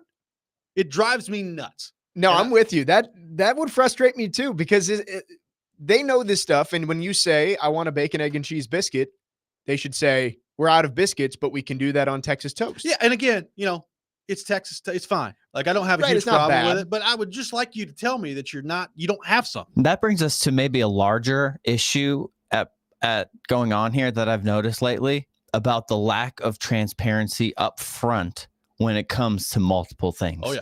Lately. Like, I think people would be way more understanding of the situation if you just lay it out up front. Yeah. You don't need to be secretive about it. You don't need to do this. That's what makes people more upset. I agree. Is when you get into the process, you've been told this, and then all of a sudden something else changes. Yeah. And you're like, okay, well, if you just would have told me this at the beginning, knowing what to set my expectations and what I'm going to be expecting here, I would be okay with that. But there have been way too many situations lately where you get into something and then it turns out to be something maybe not way different, but different than what you were expecting. And it makes you even more frustrated about the situation. Like, I think I may have to start getting to the point where as I'm handing my car to these people, like, hey, do you guys have everything that I'm about to pay for? Like, are you guys equipped to have this when I give you this car? That is smart. Make sure. I'm sure that the people would love that if I start doing that. Yeah. Are you equipped to handle my I order? do. Yeah. Because 99% of the time, the answer is going to be, yeah, we do. Yeah, we got it, boss. We wouldn't have taken your order if we didn't. But yeah, that is frustrating. That's just it happened to me again this weekend, and I thought to myself, I got to discuss this on Monday. It's really bothered me lately. So hopefully that can improve. Yeah, I don't know what it is about the lack of transparency when it comes to that kind of thing. I don't know if they're worried about just not getting your business or what, and they just want to get you in, I guess, to take the money and then just be done with it. By the way, but that's not going to leave everything you've ordered, we're out of. That's not going to leave like a good experience moving forward. You might get that once, but what does that do about your future endeavors there? Yeah. In the long term, that's not the solid business plan. I agree. Are they worried that if they had said, hey, we don't have that drink, that you would have just You're been out, like, just all drive right, off? well, I'm just gonna, I'll take my business maybe. elsewhere. I guess they could be worried about that, but at that point, I've already committed. So I really don't think, like, I don't tell me. I would guess that in their minds, it just wasn't that big of a deal. That's my guess. And I'm saying that it is. No, and I agree, especially before you pay, they should have said something. Exactly. For sure. 615-737-1025. We have people on the text line saying that I am not pompous for this. So I appreciate the self-boost here, but I'm sure some people disagree with that. Corey Curtis from News 2 will be with us. Coming up next, we'll get into the Titans, all things NFL with him as well. Robby and Rexrode, 102.5, 106.3 The Game.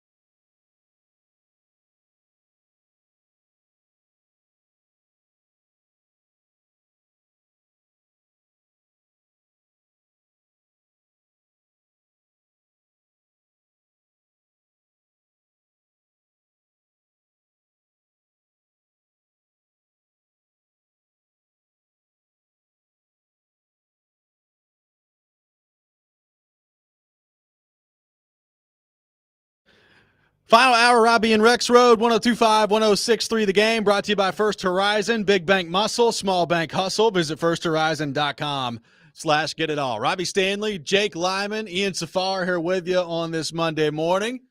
And we head to our 102.5 The Game phone line, driven by WilsonCountyHyundai.com. Welcome in our friend Corey Curtis from News 2, brought to you by Tennessee Men's Clinic, who I apparently did not describe in great enough detail on X last night for his liking. Corey, welcome into the program, and I almost apologize to you. You know, it's not that it was last night. It's every Sunday night. I look for the promo and I see like some detailed, like, you know, such and such. Hey, the College World Series wrapped up. We'll talk about that and then it says Corey Curtis at 8 every week. And then I see Emma gets an Emma at 9 or whatever it was, what time it was. And I go, oh, Emma, you're just like me. You get a time. You don't need promotion. You just need a time. You're that big. Wow. You've achieved Corey Curtis status, although she's, you know, obviously much bigger and better than I am. But, you know, it's okay. It's okay. I thought about just giving you one-word answers, but I won't do that. We got all this stuff going on. We got all this stuff going on, and then there's Corey. Corey's coming on the show, too. and we all know what that means. Implosion. I will do better in the future. I'm trying to be as responsible as possible with my character limits on Twitter because I'm not paying for it. So there you go. That's my answer for you.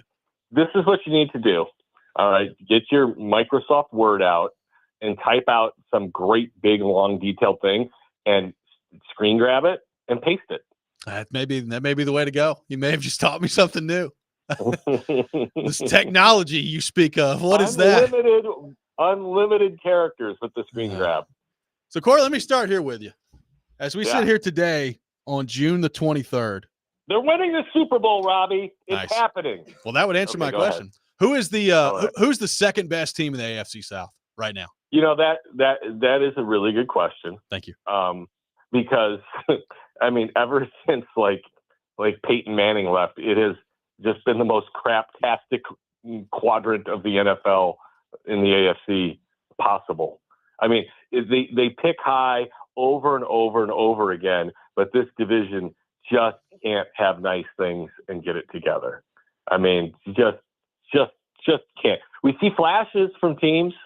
You know, like 2 years ago, we thought, oh, the Texans are going to be something. And then last year, what were they? I mean, they were good enough to win the division, but the three of us may have also been good enough to win the division last year.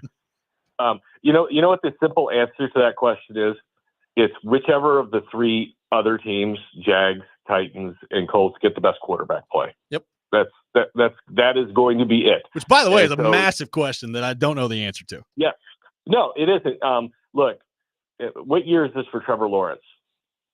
Is this 5? I think it's 5 already, isn't it? I think it's 5. Yes. So I have some concerns that he is what he is, because he has not elevated at all. He has not elevated his team at all. And I don't know that he doesn't have the it factor. You know, he doesn't have the heart. He doesn't have the guts to drive teams to win games that maybe they shouldn't. You know, sure, he's got talent. I mean, he's first pick of the draft. There's no questioning that. But we've all seen the other factors, the factors you can't really touch that can really drive that position. And, you know, through 4 years, he hasn't shown that he's got it. So they're paying him a ton of money. He needs to and has to be better. And if he's not, they have to seriously think about what they're doing. And then, you know, it's a clown car pulling up to Indianapolis. I was in Bell Buckle, by the way, for the Moon Pie 5K Saturday, and there was a bus of clowns that pulled up, and I think I saw Anthony Richardson and Danny Jones get off. Wow. Where do you think people hate you more, Jacksonville or Indianapolis?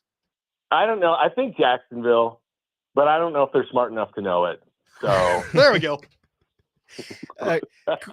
Corey, I want to look at the tight end room here for the Titans. We kind of know what Chig and Josh Wiley are, but from what you've seen just in the offseason and in mini camp a couple weeks ago, do you think Gunnar Helm has what it takes to take that tight end 1 job, if not by the beginning of the season, at some point in his rookie year? I really got to see. I know people are excited about Gunnar Helm because he went to Texas. He's a former wide receiver, but he's obviously way different than Chig. He's not as athletic, but he's much longer, big catch radius. He's much closer to a Josh Wiley type. But you look back at Gunnar Helm, he had one good year at Texas. I mean, it's not like he came in there and blew the doors off. Now he got better, which is always important. Can you develop a guy? But I'm not sitting here. I know there's a lot of people who feel like he's just going to come in and take the one spot. I mean, he's going to have to prove it to me. He's a 4th round pick. Do I think he can be a player? Sure, but I'm not sure. He comes in and just shows us right off the bat that he's the guy. I still like David Martin Robinson.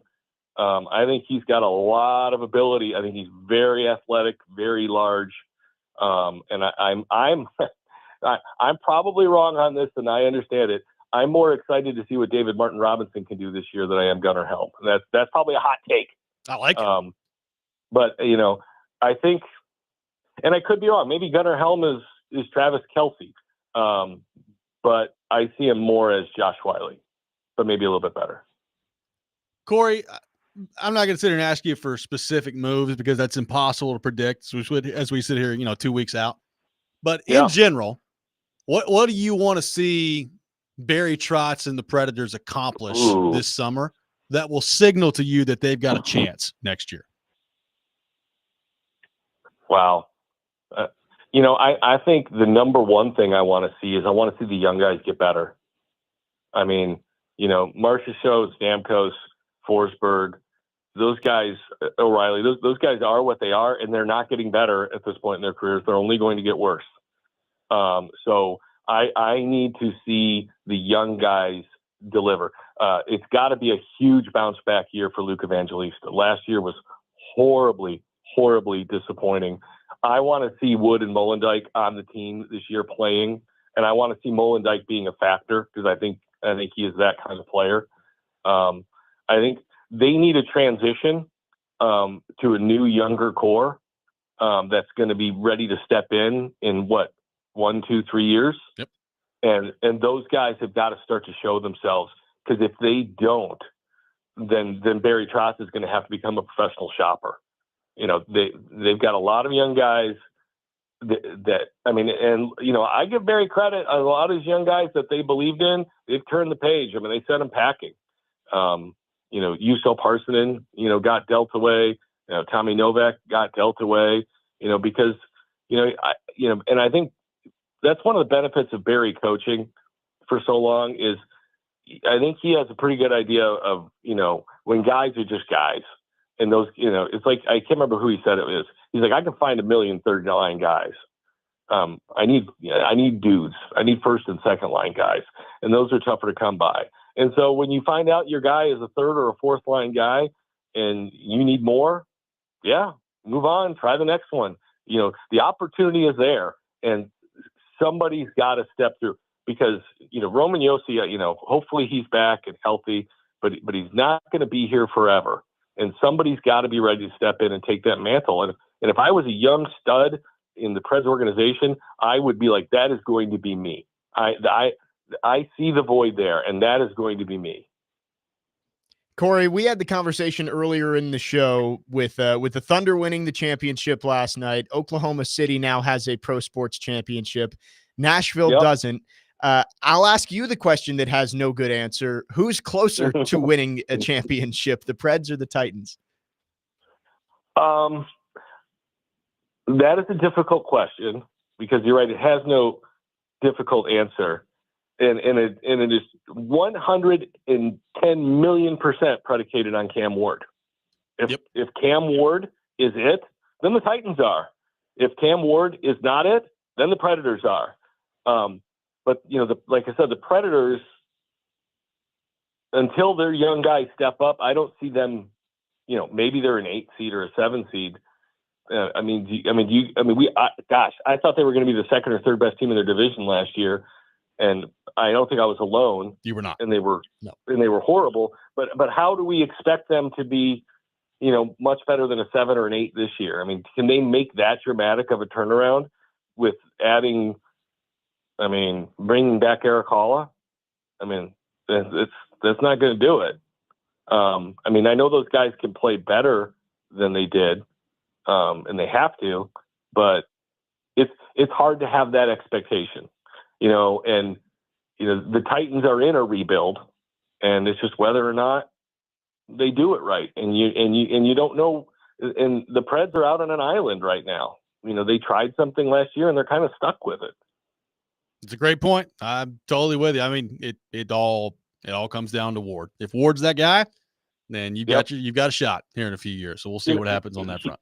He's not the hero we deserve, but he's the hero we've got. Man, I need to watch our that whole movie again. City, our city literally lies on his shoulders. Yeah. If not, we will be Jacksonville for 5 years. There's 2 shots for Jacksonville. Man, that's a pretty good segment from you. Jacksonville does have beaches, and I love the ocean and the beaches. But Jacksonville, I love beaches. So good for you.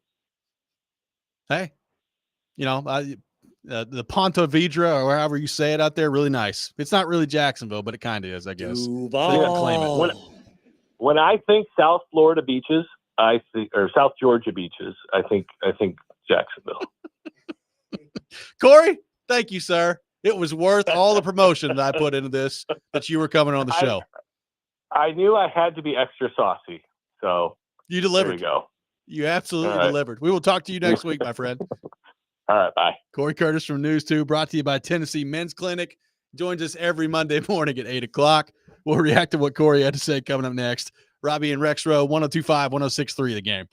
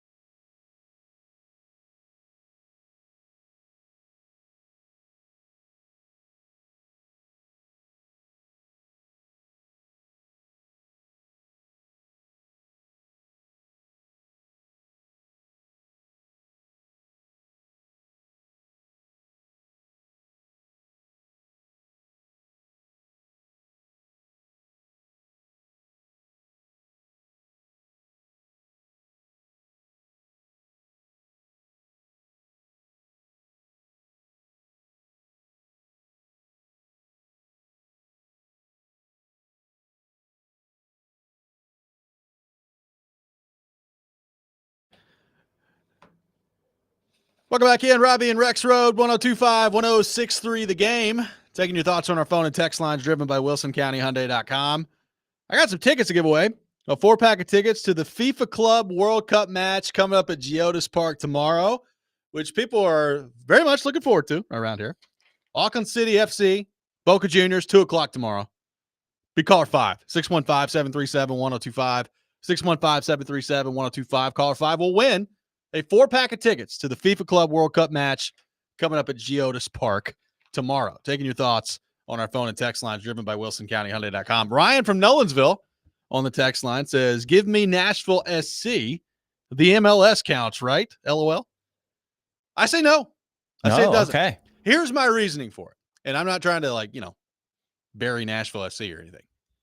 But, and I've talked about this before, and I think my reasoning is sound. Jake, you can tell me if I'm an idiot. The NFL is the highest level of football in the world. We would all agree with that.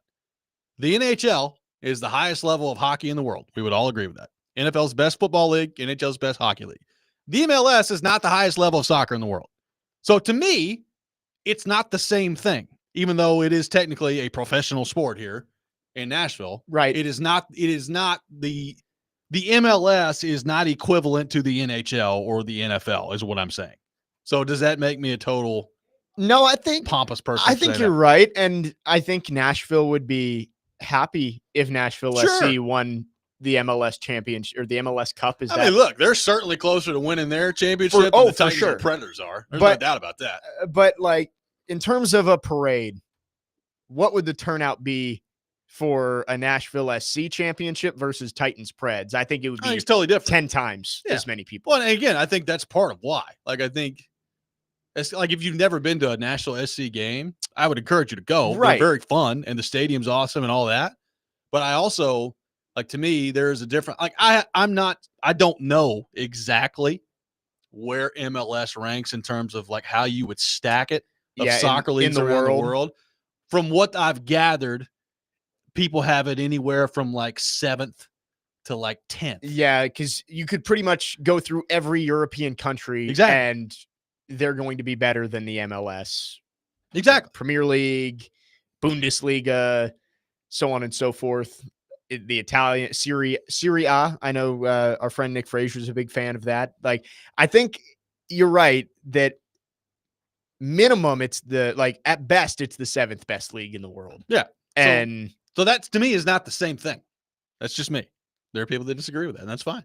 But to me, that is not it's not the same thing. No, I'm with you. I think it would be a cool story, but it wouldn't be nearly as celebrated as, or even close to as celebrated as even a Vandy baseball national championship. I think would be a much bigger deal than if Nashville SC won the MLS Cup. It was an interesting question you brought up with Corey about Gunnar Helm, because we've talked so much around here about wide receiver. And I still, I look at the Titans wide receiver group right now, and I realize that unless Io Manor or DK turn out to just be absolute studs, which I don't anticipate, I think they might end up being good players.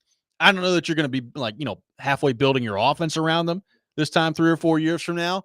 I still look at the long-term view of the Titans and think that Cam Ward's if Cam Ward works out, his go-to target probably still is not on the team yet.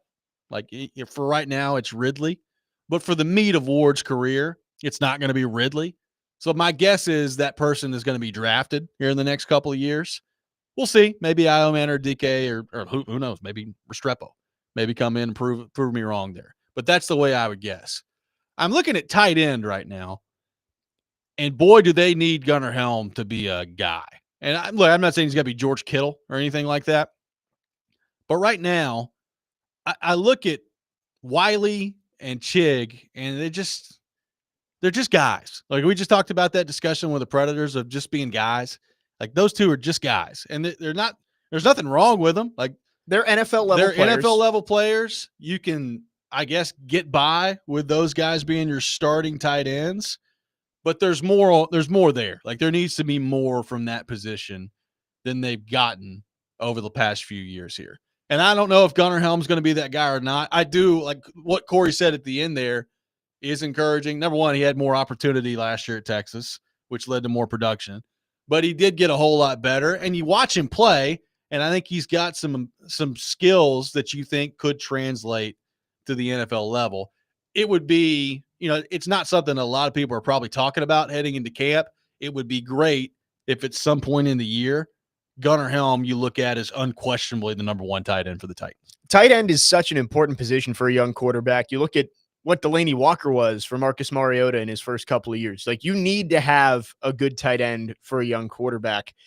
But it's also a position you don't want to have to spend premium assets on. You don't want to have to take a tight end in the first round. You don't want to have to pay $15 million a year for a tight end or whatever the going rate would be for anybody who hits the market. So you really hope that Gunnar Helm can end up being that guy for the Titans, because there are a lot of other holes on the team at premium positions. You probably need another cornerback next year. You need another edge rusher. You need another wide receiver. If Gunnar Helm can become your starting tight end and be again, he doesn't have to be Travis Kelce, but just an average starting tight end in the NFL, that goes a long way for the Titans, because, again, you don't have to invest more assets into that position. I'm not sure he's going to be that guy, but like you said, we know that Chig and Wiley, they're just guys in the NFL. Like, I think we know their ceiling at this point. It's not going to get much better than what they are right now. Helm, at least we have the unknown of maybe he could end up being a guy who could be a top 15 tight end in the league, which would be a pleasant surprise. But I think he's got a better chance than Chig or Wiley do at this point. 615-737-1025, our phone number, 615-737-1025. A couple more of your thoughts to get to on our text line. We will do that coming up next. Robby and Rexrode, 1025-1063, the game.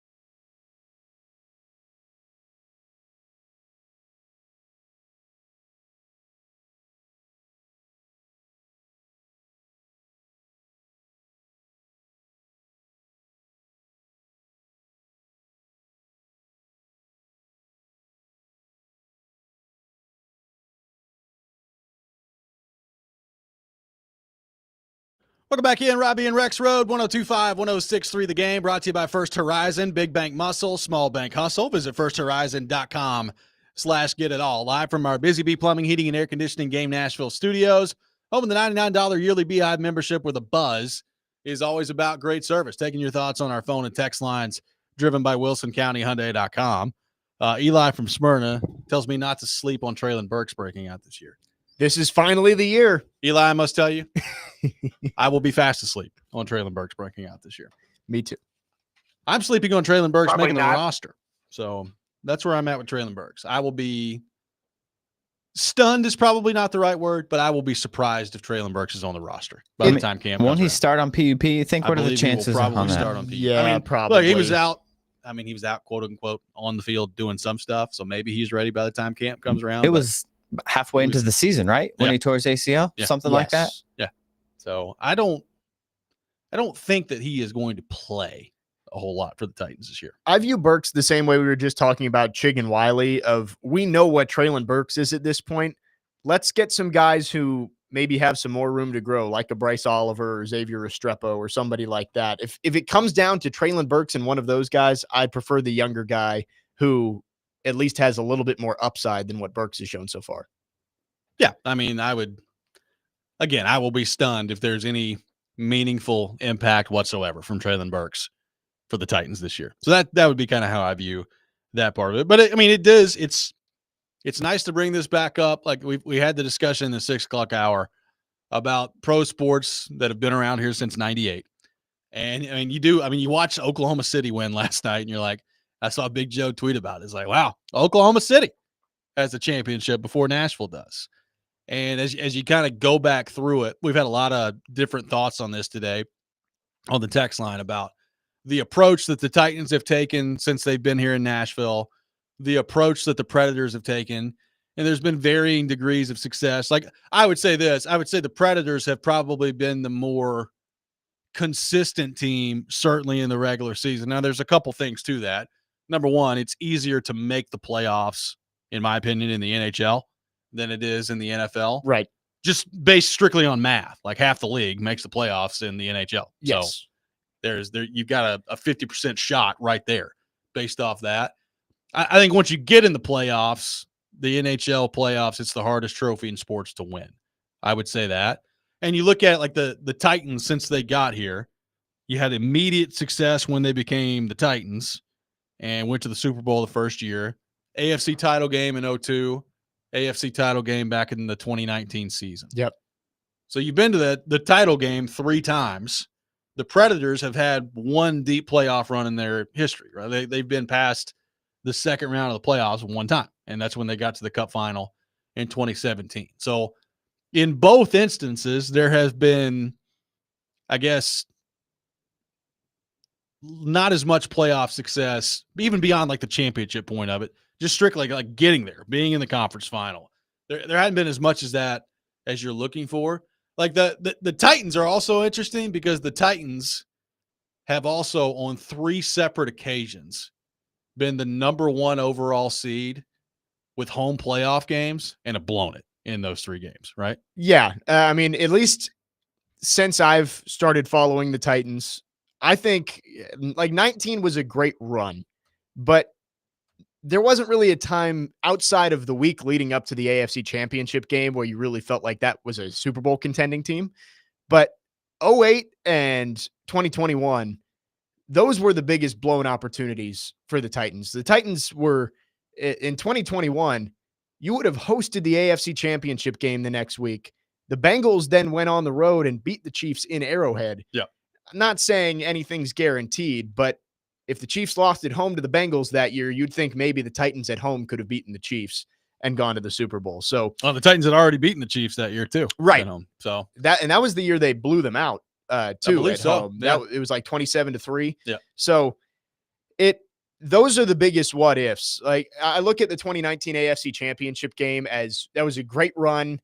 They ran out of steam at the end, but the 2 best opportunities they've had in the last 20 years were 08 and 2021, and they blew it both times. Well, and it's amazing too, because I think going back to the moment that they both got here, you can make the argument that the best two teams, that like the best team the Predators have ever put on the ice and the best team the Titans have ever put on the field, neither one of them got out of their first playoff round or game. Didn't make it to the final. Like either one, like Super Bowl or final. Like the Predators one is an argument because like you could say 06, 07 was their best team, which I kind of think it was. I mean, go back and look at that roster. Or the President's Trophy They team. got beaten 5 games in the playoffs in the first round. Or the President's Trophy year. You could certainly go back and look at that. Like I think it's a good debate between those two teams. But the President's Trophy year, I mean, they got past a really young Colorado team and then got beaten 7 in the second round. And then for the Titans, I think, this is my opinion, I think unquestionably the Titans' best team was the year after they went to the Super Bowl in 2000. Yep. And they just rolled. I mean, they steamrolled everybody. And they had an unbelievable defense.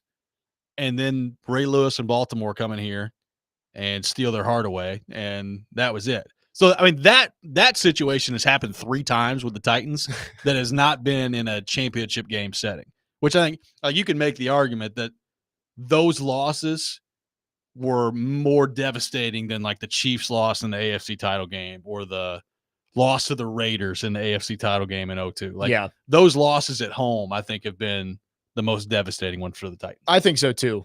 The 2019 game, I think when the Titans went up 17-7 in that game, I think there was, you started to believe like, oh, they could do this because the Chiefs went down and answered after the Titans went up 10-0. And then Tannehill marched them right back down the field for another touchdown. But I thought they were going to do it. The run down the sideline from Mahomes will always be the moment that game kind of, and that's when I thought they were screwed.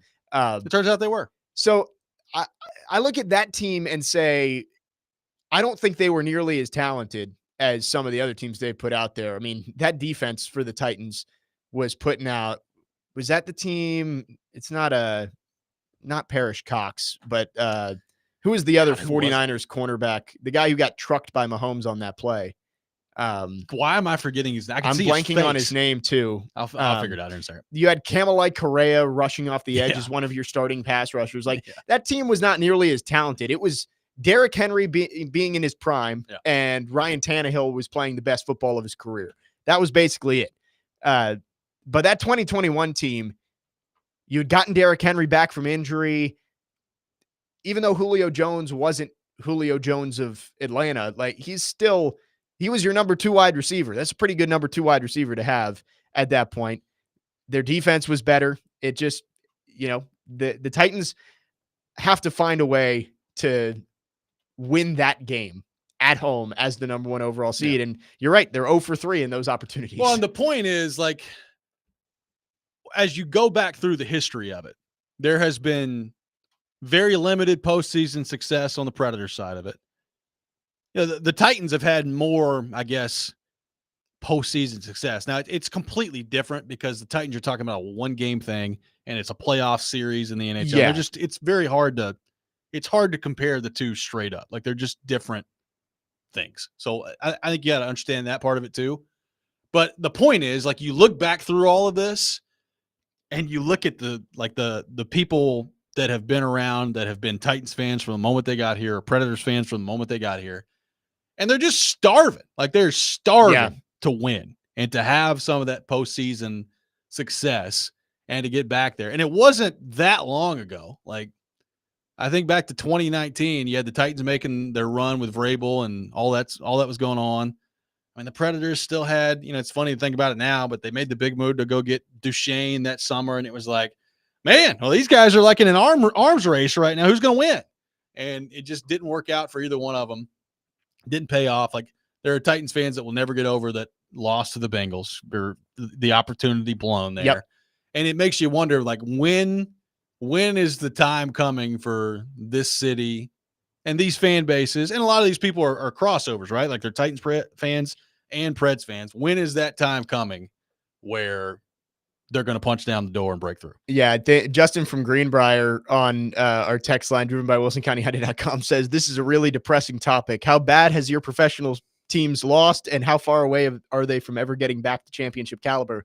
That's kind of the whole conversation here is from, if you cross over Preds and Titans from 2017 to 2021, there was a really good feeling in this city that somebody was going to win a championship. Like both teams were competitive. It felt like you're right there on the doorstep. And now the teams have gone back to the cellar of their leagues. And it's like, all right, how long is it going to take for these teams to get back to the doorstep again? And it is tough. It is a depressing topic. But hopefully something changes. Where they're at, man. Was it Tremaine Brock? It is Tremaine Brock, by the way. Yeah, Okay. Still he texted me. Yeah, Tremaine Brock. Drew on our text line added that too. Yes, Tremaine Brock. That's a tough one to think back on. Yeah, I was thinking Parrish Cox because I just remember he was an atrocious former cornerback former 49ers cornerback too. 615-737-1025, our phone number. What do Preds fans want to see the Preds do over the next couple weeks here to add to their team? A lot of your thoughts on that early in the show. We'll get back into some of that coming up next. We've had people asking about the draft. We are going to get into the draft a little bit later as the week goes on. So make sure you're tuned in for that. But I'll have my draft thoughts a little bit later this week and who I think the Predators are going to end up taking. We'll get into all that. Robby and Rexrode, 102.5, 106.3 The Game.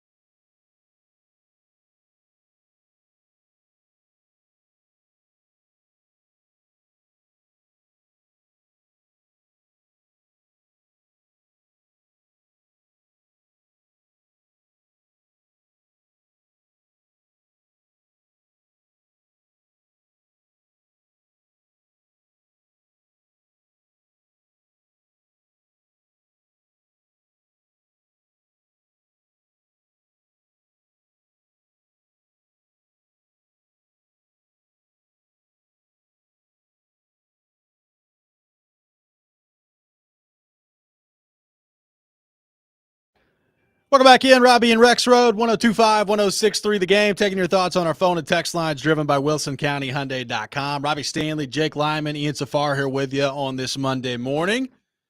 Jake, going to be an interesting week around here. The NHL draft coming up later this week, and as I said last segment, we're going to get into the draft a little bit more as the week goes on. But beyond just the draft part of it, you've got free agency coming up. You've got trades that I think a lot of people league-wide are expecting to happen over the next couple of weeks here. Now, whether or not the Predators will be involved in that, we'll see.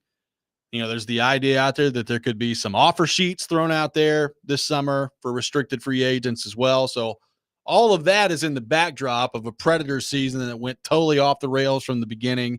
And now you're sitting here if you're Barry Trotz. And I said it earlier, and I keep coming back to it. I don't know specifically what they're going to do. I know that they do have some cap space. I know that they've got some options in terms of the draft assets and some of the prospects that they've got. They're just more prepared to be able to execute on a trade if a situation arises than they were probably 3-4 years ago. They've done a decent job of kind of restocking the cupboard there. Certainly with their draft picks and even with their prospects, they're in better shape there. So now it's just, does something materialize over the next couple of weeks where Barry Trotz can take advantage of it? I mean, that's what it comes down to. Is there a move out there to be made this offseason? And if not, is there any sort of path where they're back to being a good team next year? Yeah, you'd think Barry's looking, right? Like he has a big move up his sleeve. It's just about finding the right partner, because as we look through the free agents, there wasn't really anybody who stood out there in terms of can come in here and really change this team. But who knows? Maybe there's a draft day trade that could materialize if they do want to move up in the draft. I know that's probably unlikely, but not impossible. But I would assume Barry is probably putting out feelers for a lot of different players. And if he can find something that makes sense, that's probably the most likely outcome in terms of a big move that could be made for the Preds, is that it comes in the trade market. Well, and it's going to be interesting when we get through all this and, training camp rolls around and you start looking at the team that the Predators have on paper and prognosticating as to what they could be. It's going to be interesting to look back on the approach from Barry Trotz this offseason and determine what exactly it is. Because I do think there are some fans out there that just say, well, there's not a whole lot out there this summer, and they should just bring up more of the young guys and see if some of the other veteran players that are already here just naturally play better. And that may be the way that things pan out. And I keep going back to some comments that Stamkos made at the end of the year about not really being all that interested in quote unquote rebuilding or not being competitive. And the fact that, he talked about Barry Trotz had laid out a plan and had talked to them about what he wants to get done and how they're going to get back in contention this offseason. So, I mean, I don't think that's just lip service from Barry Trotz to the players. We'll see.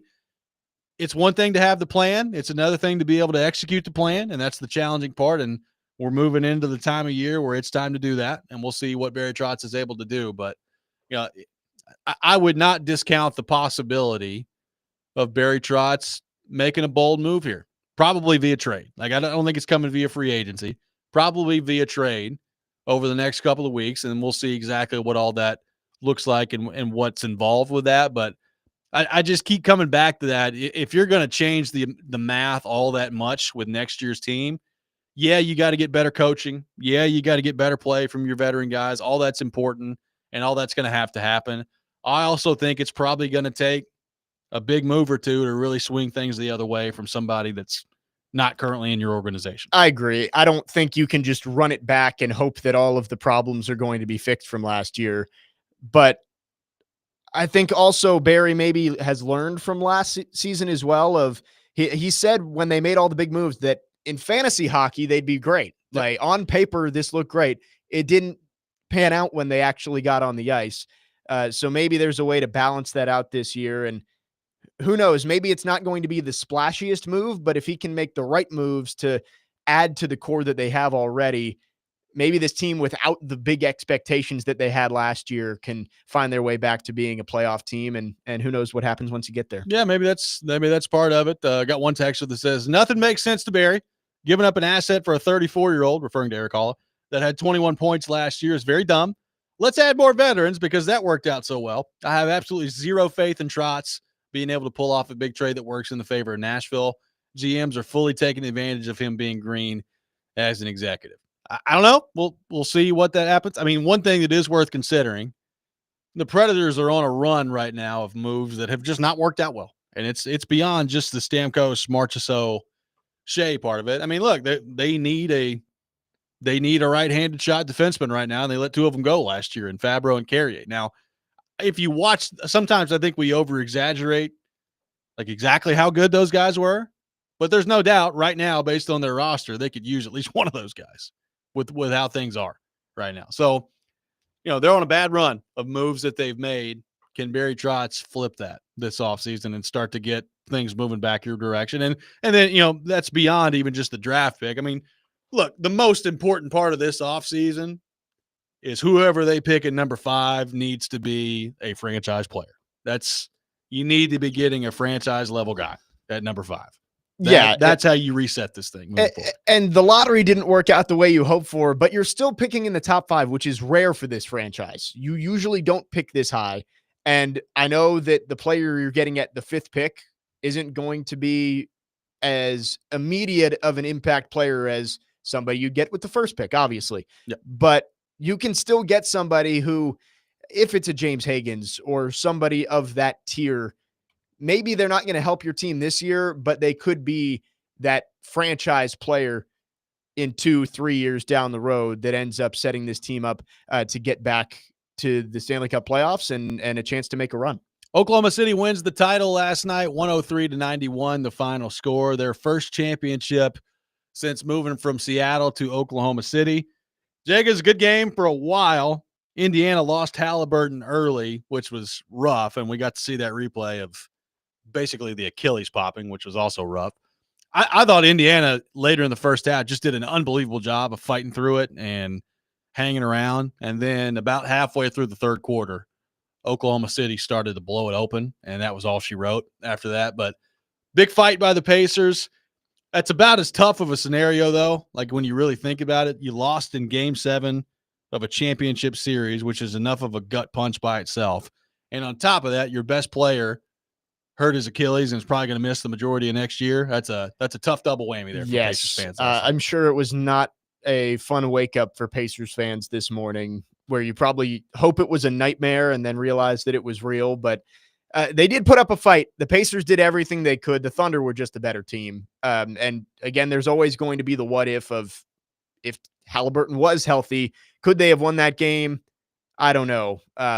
Overall, kind of a forgettable Game 7 in terms of the Game 7s we've seen over the last 25 years in the NBA. It was certainly not 2016 Cavs Warriors. I think the only thing that is going to be really memorable is going to be the Halliburton injury. And if the Thunder do end up becoming a quote-unquote dynasty that has been talked about, then I'm sure we will remember this as the first of many for the Thunder. But I think the most memorable thing from last night's game for sure has to be Halliburton going down. And Thunder are very young. Shea Gilgeous-Alexander, very, very good. Fun to watch him play. And we'll see if they just continue to kind of stockpile their young assets. They got a lot of draft picks still. I mean, Sam, we talk about general managers. That guy's done a pretty good job. Sam Presti's at the top right now. That guy's done a pretty good job. So we'll see what that means for the Thunder. And I said earlier, that's a beautiful part about like the NBA and the NHL when their championships wrap up is the meat of their offseason is like immediately. Yes. There's not a whole lot of waiting around. Yeah, the NBA draft is Wednesday. Yeah. Not a whole lot of waiting that happens on that front. That does it for us today. Hope everybody has a great rest of their Monday. We will be back 6 a.m. tomorrow. Chasing Big Joe is coming up next. You're listening to 102.5, 106.3, The Game.